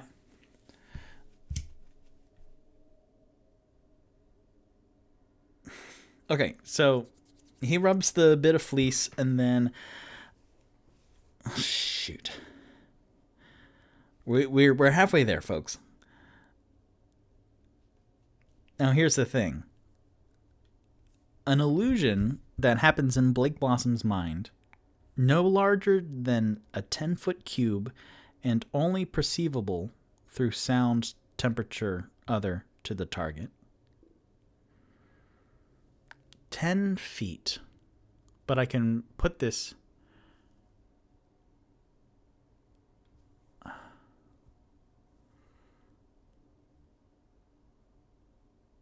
Okay. Okay. Interesting. So I was going to have them like bamf outside, like look like they bamfed outside, but Rock and Paige would still be in the aisle. So it doesn't like make them invisible. So between Rock and Paige, no, between Rock and Blake Blossom, then there's a shuddering of the shelves, and then those shelves in Blake Blossom's mind like crunched together as if they were drawn together by like a gravity pull, and are just like the two shelves are just like smushing and like blocking her path. And then Blake is looking around confused, and then like peers over to the other aisles, and then she sees that the other aisles are clear, so then she like goes down into one of the other aisles, and as she exits the end of the aisle, then Rock tugs Paige's hand, and they go through the illusionary bookshelves, and then Paige is going, but I, and then Rock just, and then they kind of go, ooh, okay, now we're in some Jurassic Park Terminator shit. So they go down into some deeper, like just cut through some aisles, and then with a message, which is technically whisper. So Rock will cast the cantrip message on Paige, which he will whisper a message and only the target hears and can reply to that message. So literally sound waves like don't come out. So Blake Blossom can't possibly like overhear. So through message, then he asks Paige, oh, is there a back way out? And then she goes, like she whispers, thinks back, yes, but the other customers? And then Rock goes, cast it again. We need to go now. And then, okay, cool. So they,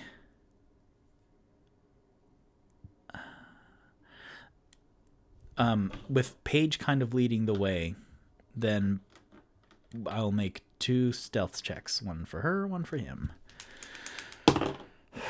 Stealth 17 plus 2 for Rock. That's great. And an 18 plus 2 because I'm using Rock stats for Paige. That's even better. So a 19 and a 20. That's great. So they do like go down some aisles just like soundlessly, and then go kind of to this aisle.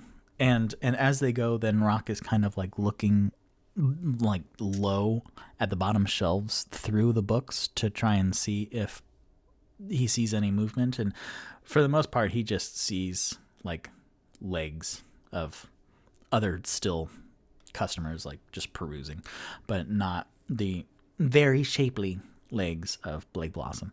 And he goes, and then they kind of go to one of the back corners of one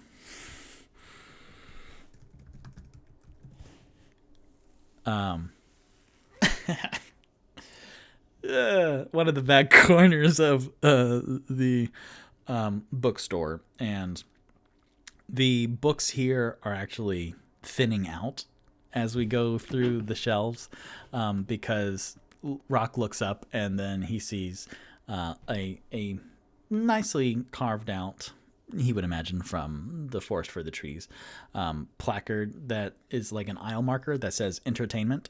And then one, like these shelves, instead of the full shelves that you see in the rest of the bookstore, it's kind of sparse.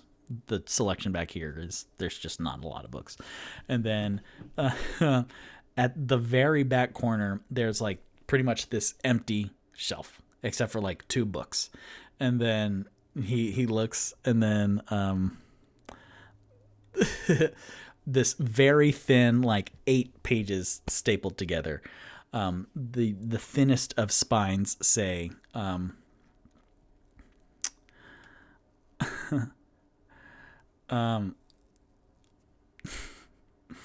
so it's 2 books. One is kind of a thin play, and then the other one, the 8 pages stapled together. The 8 pages say, one man playing D&D's sexual exploits. And then Paige kind of looks back at Rock and goes, I mean, there's not a lot there. No one wants to read that.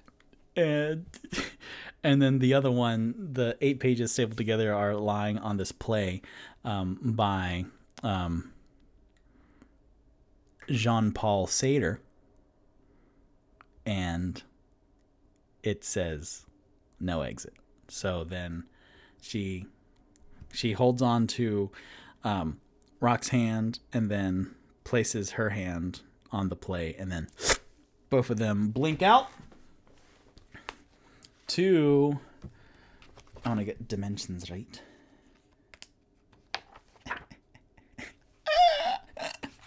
Oh boy. Cool. Cool.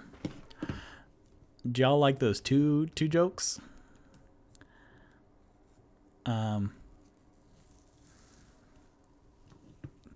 Yeah, it's No Exit is a play by Jean-Paul, so Jean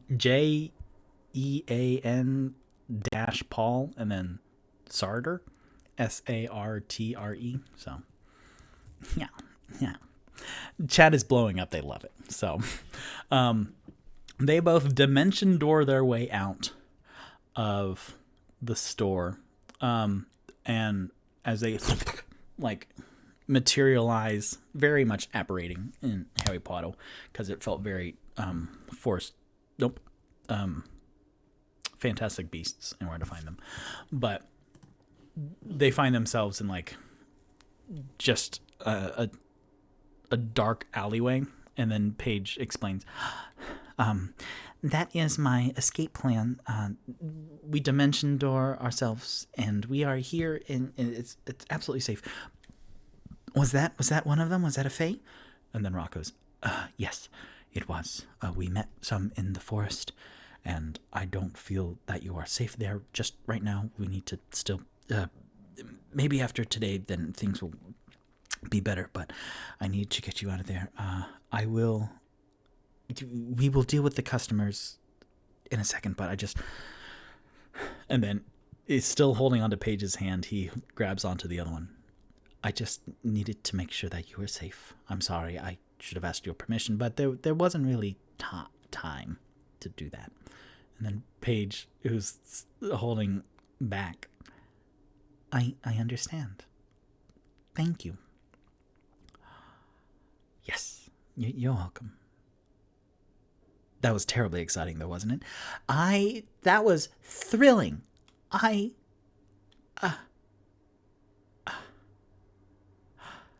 And then both of them kind of squeeze the hands of each other. And then Rock, just in Mississippi. Where are we? And then Paige goes, we are in this corner. And then, I forget that Bookworm's Treasure is on the same block as Troll Skull Alley. So they're 500 feet away from the building. So they weave their way back, and Rock goes, if you are okay, I will go back to make sure that your customers are fine, and if she is gone. But it would make me feel better if you were to stay in here for the time being. And then he leads her to the Troll Skull Manor, and then she looks up. I've actually never been here before. I've heard tales, of course, and your friend Tipsy, he invited me over whenever I wanted. I didn't want to bring it up. Well, I haven't seen you since, yeah. But so you don't mind? And then Rock, no, please go inside. Make yourself comfortable. If you need, hold on. And then they get to the front door, and then Rock unlocks it and opens it and goes, Leaf! And then, kind of in the same vein as Blake Blossom, like, appearing and, like, just sliding into place, then a bald half-elf ghost appears. And then Rock goes, yes, hello, Leaf. If you could look after this lovely lady. This is Paige. Paige the wordsmith. Paige, this is Leaf. Leaf, this is Paige. Oh, there's a joke in there. My mind is not right now. But Leaf, if you could take care of her. And then he's kind of quickly signing. And then Paige is mesmerized by... Excuse me.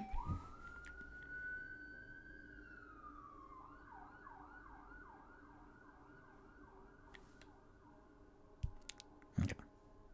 Almost.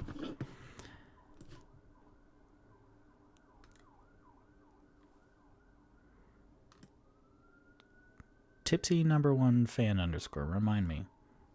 Are you Sarah? Also? Is my sister being amazing and watching on 2 different Twitch streams? I don't remember who you are. Tipsy #1 fan. Or are you... Okay. Cool, great. No, we need to boost these numbers. No, thank you. No. Great. Simon's gone. So Paige is now mesmerized watching Rock just quickly go through, saying it out loud also for Paige's benefit. And then she goes, oh, that's what the ASMR sign language is for. Could you teach it to me? And then Rock goes, yes, Leaf can teach you. Leaf, please take care of her. I need to... I will go check on your store. And then kind of ushering Paige inside, and then Paige is looking around. Oh my goodness, this is lovely. And then Leaf is signing at her. Thanks, I did this. But she isn't looking at his hands and is just looking around and like looking down. How did you preserve this? And then the door closes. And then Rock. Okay. Oh, okay. I need to mark down Phantasmal Force. He will cast invisibility on himself to go over, to sneak his way over to Bookworm's treasure. So he will roll stealth here in a second. Does invisibility... I will give that advantage. If it's bad. 11 plus 2, 13. Okay, with a 13 then, he will sneak out silently. Well, as silently as he can, but there's the crunch of some snow. But he's doing it slowly, so it's a slow crunch. And he looks into... Oh, that was close. He looks into one of the windows and he sees Blake Blossom like looking around into the aisles and looking up to the second floor and then heading towards the stairs and then going up. Rock rolled a 13 stealth, which was an 11 plus 2. And then Blake Blossom rolled an 11 for... perception to try and find where they went. And after a while,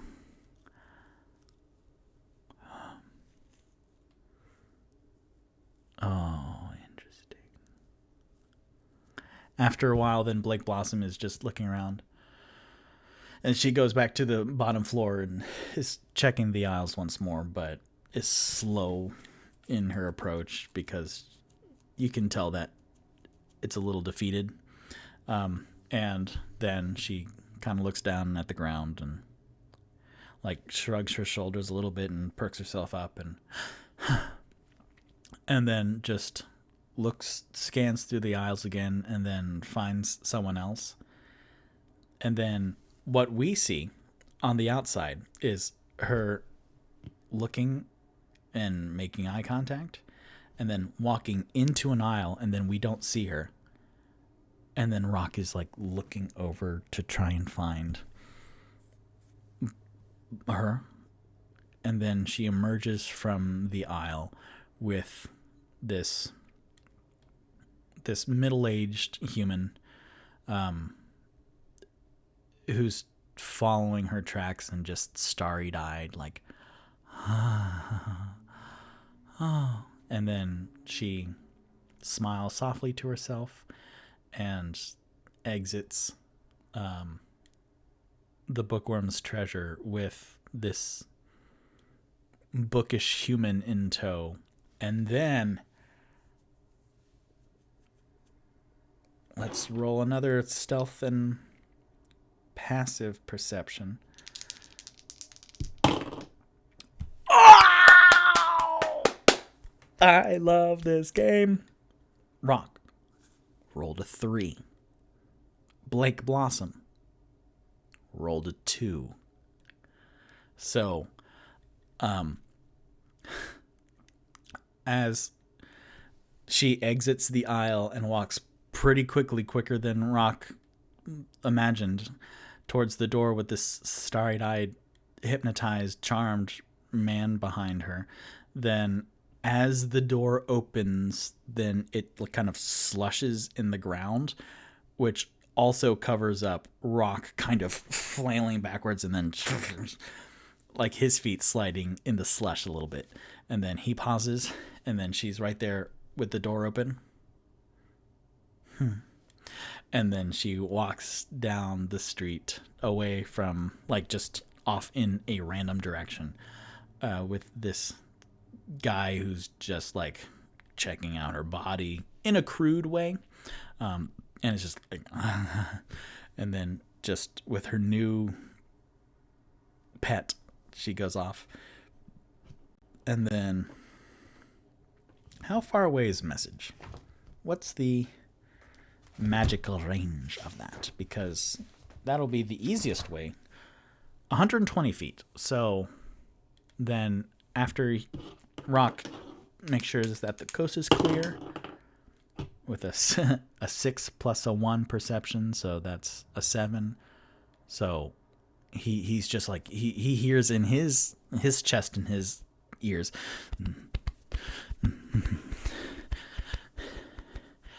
And so then when he takes a minute or 2 or 3 or 4 to calm down, he'll roll perception again with a 2, and he's still. So, well, I'll just wait a couple, like 5 more minutes. And with a 4, okay, so the dice is telling me that they don't want him to be sure that Blake is gone. So, unsure if Blake is gone, then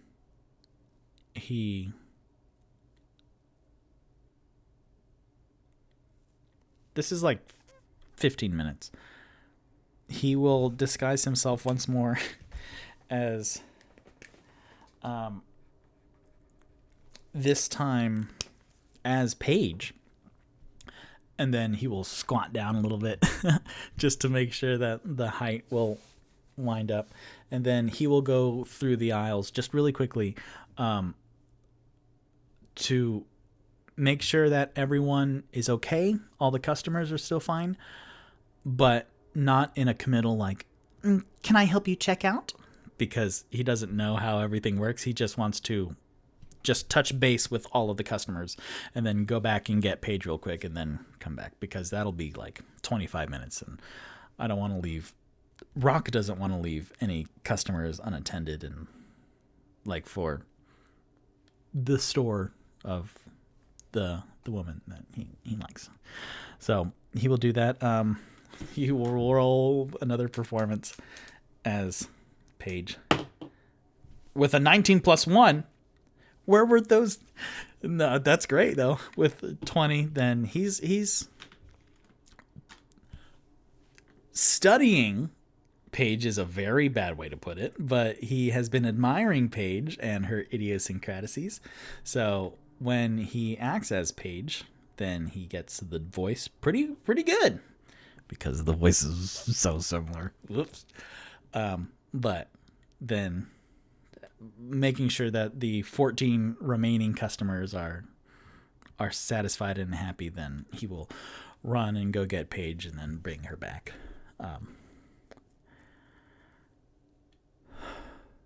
And then I'll end that scene with just, no, that's fine for right now.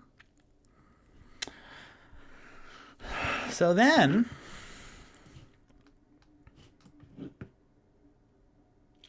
we cut to,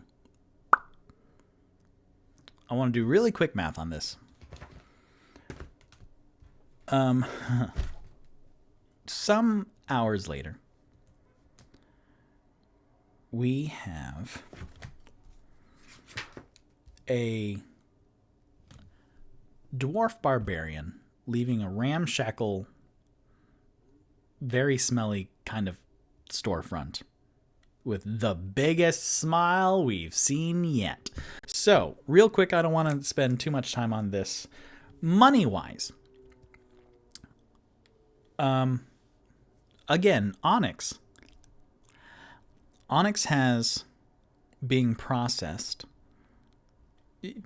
Over the past couple days, he enlisted the Buzzard Bros to help clean up his bones and treat his hides and his trophies that he's gotten over the past 21 episodes, but then his previous campaign. So he has 2 sets of vertebra for his beard, and I've edited them right there because I had them earlier, but then I made them all winter outfits and I left them out for a while. So, whoops. But he has vertebra for his beard. He has an arrowhawk skull, hide, and vertebra. He has a femur. He has 6 troll leg bones. He has a medium bag full of troll foot bones, a popped gazer body, a squished intellect devourer body, a wolf pelt, and a silver dragon hide. Now, for bones, I did just the most shallow internet research, and for bones, you can put them in, like, you clean them out, and then you throw them in, like, hydrogen peroxide, I think, for a couple hours, and then you take them out and clean them again. I should do more research how to properly treat bones, but that's pretty much it. So for all of the bones, then that is pretty easy. Like, you throw it into a big old oil drum for the amount that Onyx has.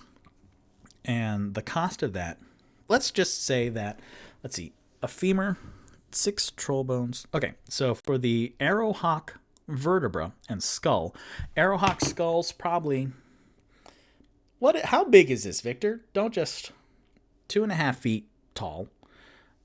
Well, long, I should say.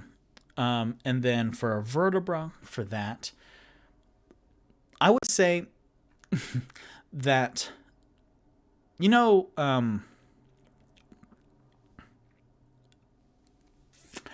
when you do laundry and then you have, like, this garment bag where more fragile stuff or, like, smaller items don't go just spilling about in the washer or dryer, so you have it all in, like, this gym bag that you kind of tie closed.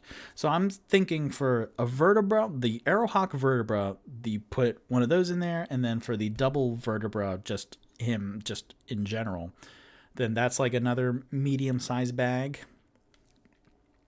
Okay, so the trophies, the double vertebra in his beard is a medium-sized bag, and then the medium-sized bag of troll foot bones is 2 medium-sized bags. Then the vertebra is like a large bag, and so that's 3 bags, 2 medium bags and a big bag, and then 7 leg bones. 7 leg bones, and then a skull, and then coming out of the popped gazer body is the skull and the jaw, because Onyx doesn't want like taxidermied stuff so much. He's most interested in bones, and then furs and stuff. Not necessarily he doesn't want like the preserved monkey paw or whatever. That's third. So he wants pretty much bones because they're the easiest and they have the sharpest silhouette. So from the gazer body, the gazer again from episode 7, Crappy Encounters. Let's see if that's right. Yeah, episode 7, Crappy Encounters. Then is this mini beholder. So it's this floating eyeball with the jaw and 4 eye stalks. So those eye stalks would have melted away in any of the chemicals. So what's left is this kind of one-eyed skull and a jaw that will also go in the oil drum. And then the squashed Intellect Devourer body. It's pretty much, the Intellect Devourer is a brain with 4 little tiny lion paws on it. And I made the decision that he doesn't want like a taxidermy thing because he doesn't want like the lion paws themselves, like preserved taxidermy. He's more interested in the bones and the claws underneath. So with all of that in a big old oil drum full of hydrogen peroxide or whatever cleaning materials, that would cost a pretty penny. So let's say, like, just because I don't have a lot of people spending a lot of money in this game, I will say 5 gold, which is $500 for cleaning all of the bones, because those are easy. Cool. Great. I like that so far. So that's good. And then what needs to be prepared, like tanning-wise, the hides, is the Arrowhawk hide, which is this giant bird figure with 4 wings, and the skull. That'll all be one thing. The skull will not be treated with the other stuff. It'll be part of the hide. Well, no. He'll ask the Buzzard Bros to do something.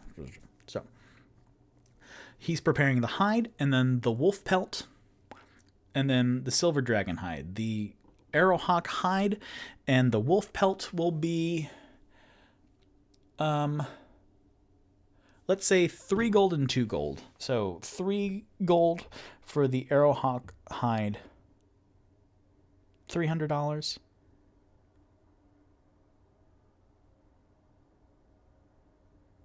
No, let's make that 7 gold, $700 for the Arrowhawk hide, and then 3 gold for the wolf pelt. $300. No, $200 for the wolf pelt. So that's 7 gold. So that's another 9 gold altogether for that, for the hides. But then the silver dragon hide. So we'll cut into that scene of the Buzzard Bros at the end of, well, let's say late afternoon, because then Onyx is helping. So Onyx has been helping this whole time, and the Buzzard Bros have been teaching them, like, okay, so this is an oil drum filled with hydrogen peroxide. Don't ask us where we got it, all right? But, yeah, that's there. Oh, this is the first time we've ever used it. Okay. So then they put all the bones inside of it with a practiced hand. And then Onyx is, oh, okay. And then, like, one of them is, okay, so here's how we prepare the hides, all right? So you want, like, a thing that we talked about earlier? Okay, so this is what we kind of need to do for that. Wolf pelt, I mean, we do wolf pelts all the time. So this is the simple process of how to do a wolf pelt. It's like the first thing you ever learn how to tan. So this Arrowhawk, however, that's something you don't see every day. So these are the more, intermediate tanning techniques for this, all right? here at Talons and Tanning. So they go through that. So then they clean out the bones and prepare the hides. And then at the end of the long afternoon, then the Buzzer Bros are going, okay, so honest talk here, Onyx, you've helped us out a lot, but the Silver Dragon hide, there's so much material here. What do you want? You talked about earlier what you wanted us to do. Is that all you really want? And then Onyx goes, well, I want those things that I told you about earlier, four of them all together. What else do you think? Well, see, here's the thing. Even if we do those 4 things, then there's still so much dragon hide left.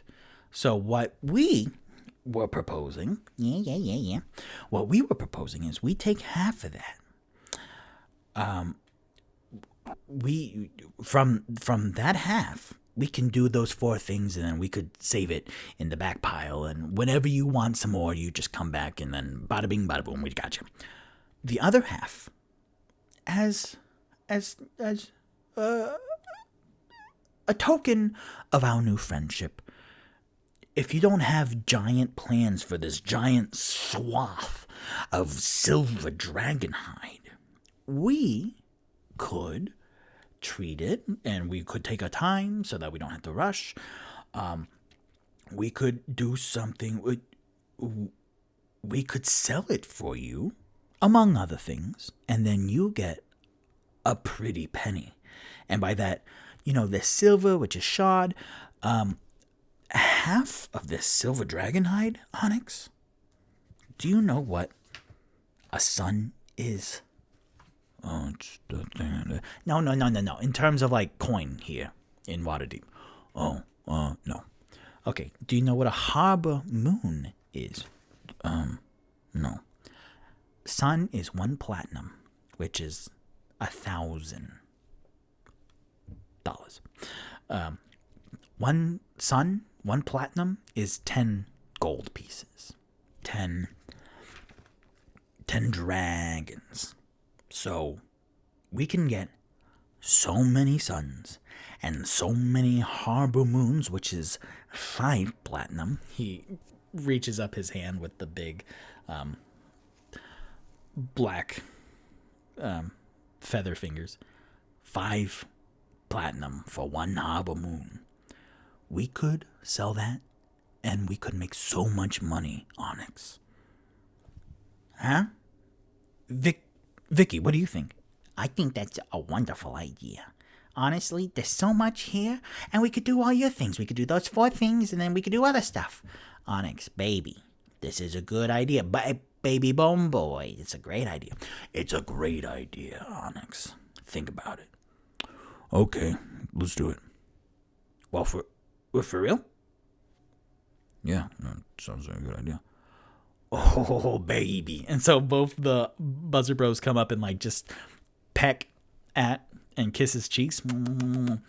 We will do you so proud, I swear. So you get on out of here with all of your good clean bones.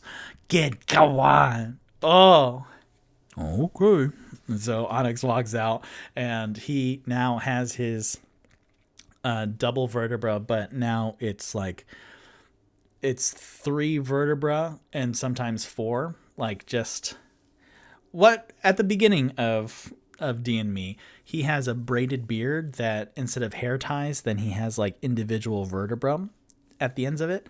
So he is jingling and jangling with his bone wind chime of 3 vertebra deep and like sometimes 4 or 5 just all along that, and like some cascading down his thick white dreadlocks behind him, and he's and then he has a big old backpack full of these bones and like some rolled up hides, the arrow hawk and then the wolf pelt hides, and then he'll come back for the silver dragon hide.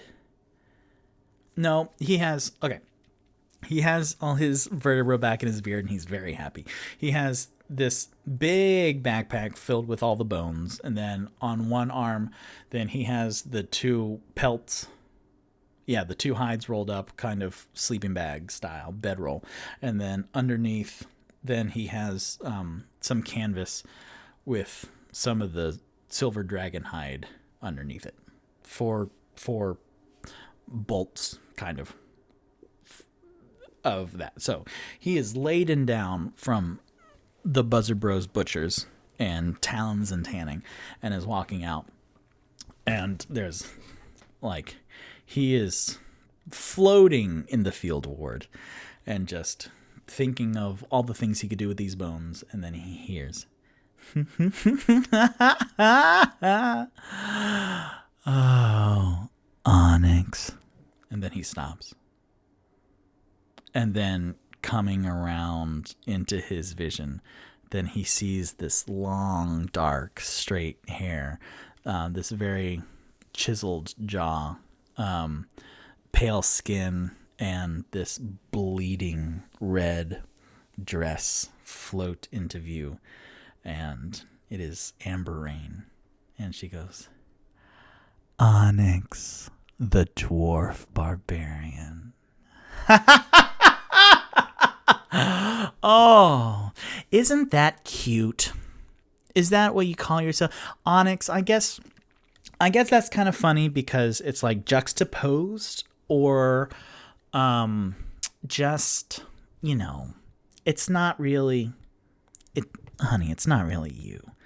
And then Onyx is just stock still, staring into this fey creature who is kind of like, she is floating, and her dress is kind of flowing out from underneath. It's almost, it's the Angelina Jolie lionfish from Shark Tale, kind of like her center body's there, but then her like bottom half is like very wavy back and forth, and no one around them. It's almost as if the rest of the field ward slows down, and there's just this spotlight on Onyx and Amber Rain, and the rest, the peripheries blur out. And then she goes, I guess it's better than the other mineral name that you gave yourself for the time on the seas, huh? Pyrite pirate. It's a mouthful. It's a tongue twister. I like it. You can twist my tongue. And then she sticks out her tongue and like comes very close to Onyx's face, who's still staring forward. And then she like traces his features without actually touching her tongue on his face.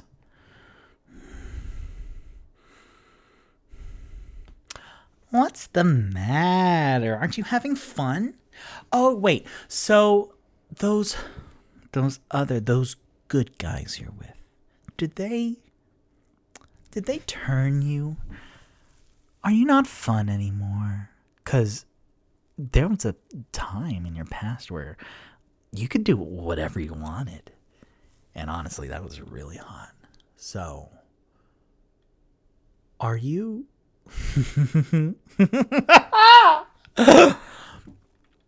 Did they whip you more than someone like me could?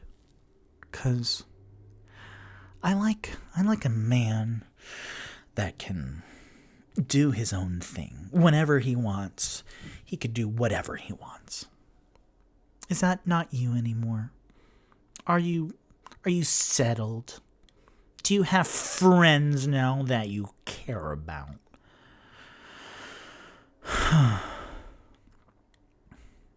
And then she looks up to him, and his grip tightens on his hides, and especially around the cloth package of his silver dragon hide, which has stuff exactly for his friends. And he's just stock still. He's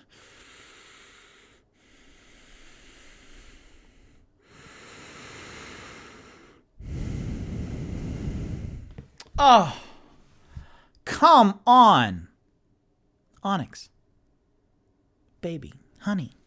And then she actually comes close to him and like rubs her front on his front, and Onyx can feel the curves underneath the cool moving dress that is like this perpetual waterfall of crimson liquid that dripped down onto the snow.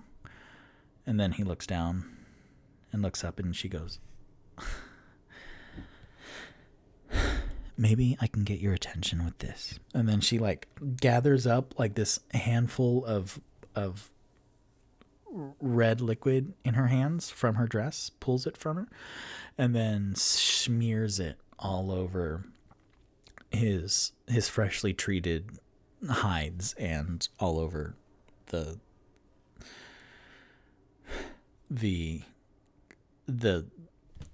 cloth around the silver dragon hide package. And then she just spends some time painting the hides, and then gets some more of this blood, and then like goes behind him and paints the bone heads sticking out of his backpack, and then just slathers his backpack with it, and then goes over to his front, and then gets fingers full, and then streaks his vertebra on his beard, and then takes more handfuls, and then from his chin just paints downward and is slathering him with blood. His beard, his braided beard, his perfectly white winter outfit, and she puts handprints all over, groping him and his back and his legs, until we zoom out and we see the statue of Onyx staring forward, every inch of him, much like the Buzzard Bros aprons, covered in blood. And he is still, well, at that, he has to roll something.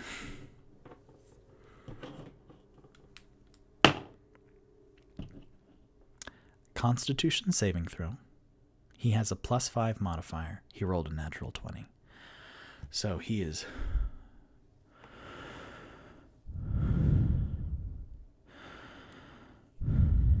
imagine that breathing. Constant, unmoving, unwavering. While Amber Rain says, "This is your past. Look how much blood you are responsible for. You are trying so hard to be this little goody two-shoes, this dwarf barbarian in white shining armor. And look at you. You can't clean it off. It'll forever be on you and in you, and you will always crave this. You, with your strength, you are weak. And your friends aren't going to help you. They're going to die. They're going to die before you do. And you will watch every single one of their deaths. How does that feel?"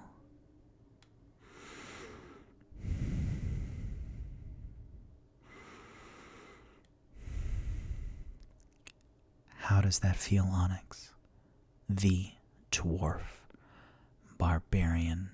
And we see a 2-shot of his profile covered in blood, and then her entering frame, noses touching. Onyx, the dwarf barbarian. And then she turns her head and kisses Onyx, who we still see his eyes looking forward. And then she is making out with Onyx, and he is ungiving. She is taking all of it. And she biting his lip and then coming out of it and then licking his lips. Onyx, I don't know what you're doing. And honestly, this is a little frustrating because that was hot as fuck. I don't know who you're fooling. But this past will come up and catch you again and just draw you right back. So whatever good you think you're doing, know that it's fake. Know that it's temporary. Know that it won't last.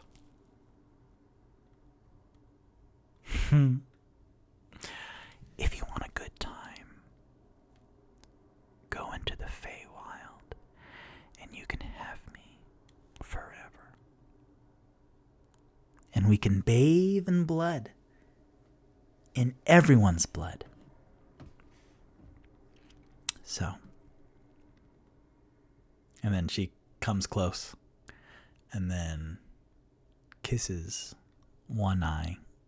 Which only flinches a little bit. And then kisses the other eye. And then grabs his just beard and vertebra.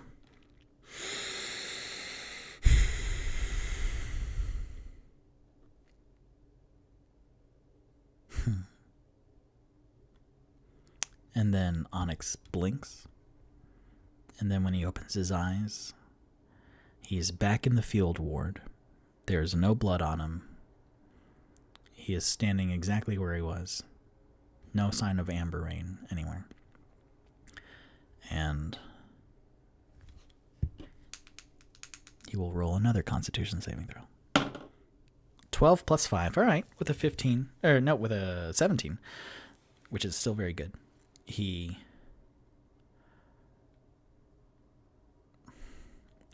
checks in with his body, and he can feel this heat inside of him, which he hasn't felt in a while. This heat borders on this animalistic excitement, especially in his groin area. And it's when he checks in with himself, then he feels that, and he breathes into his lungs the cold air of the field ward. And then he realizes that his arms and his hands and his fingers are the most tense they could be. Like, they are digging into the hides, into the satchel. And he lets go, and like a 13 plus 6 strength saving throw. Then he doesn't fall to his feet. Like, his knees are weak, and his arms dip down, but he's still standing. He's still looking forward. And then with a 1,000-yard stare, then he starts trudging along. Slowly at first. But he starts making his way out of the field ward back to Troll Skull Manor. And as he does, as he walks, each step is like he feels the swaying of his braided beard and his dreadlocks in the back. And clinking together are his vertebrae. Now all cleaned, all assembled. And each bone clink with the next, then in his head, he pictures each of these vertebrae representing a life that he took in his past. And how he didn't realize it, but for a while he's been collecting a lot of vertebrae. And that was his whole thing. And how they were his favorite things, and he didn't realize the connection, except for this walk right now. But he made the effort to clean them. He made the effort to get this new top. He is helping his friends, and he found Floon, and he is helping people. Still through violent methods, but he's redirecting his rage. He is using his rage thoughtfully and not carelessly.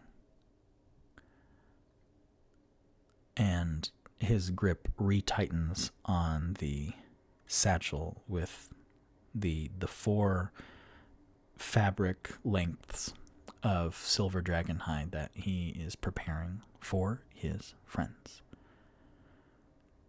And he heads towards the Troll Skull Manor.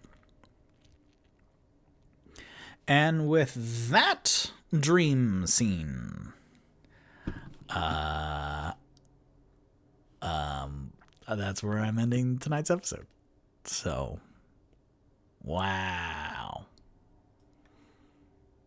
Oh, also, at the end of Rock's episode, then it's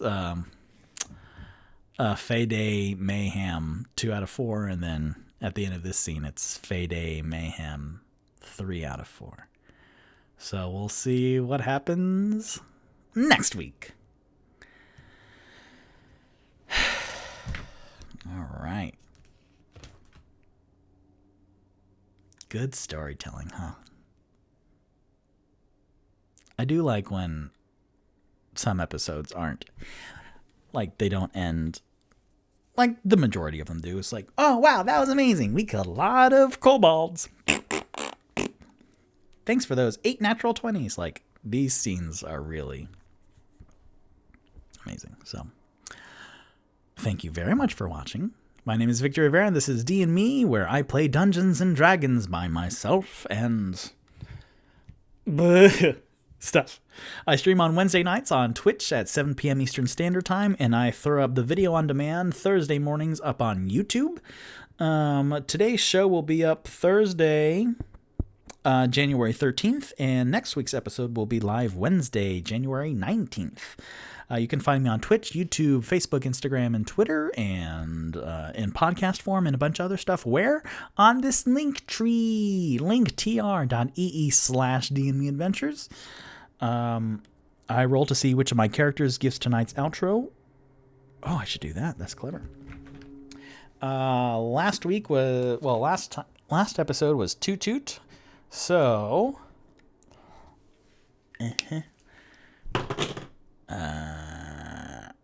Tipsy is 1, Onyx is 2, Rock is 3, Tipsy is 4, Onyx is 5, Rock is 6. Let's do Red for Blood. 6. Rock. Happy Fey Day, everyone. Well, this was, again, in the chapters of history and of good literature. Then there are some darker passages, but they add. There's an art history term. Again, I don't know that much about art history term, but for art there is shadow. It's called Charisaro. Oh boy. Oh no. Shadow in art. Karasawa. No. What is it called? There is art history that in order to make a painting pop more, then you put a little shadow in it to really emphasize the colors. So that is what this episode felt like. And I got to hold Paige's hands. So thank you very much. Have a great night. Happy New Year for the year that we are in. 1492 DR, the year of the 3 ships sailing. But For Victor, it's 2022, so he's 600 years in the future. 600, let's see, 100 to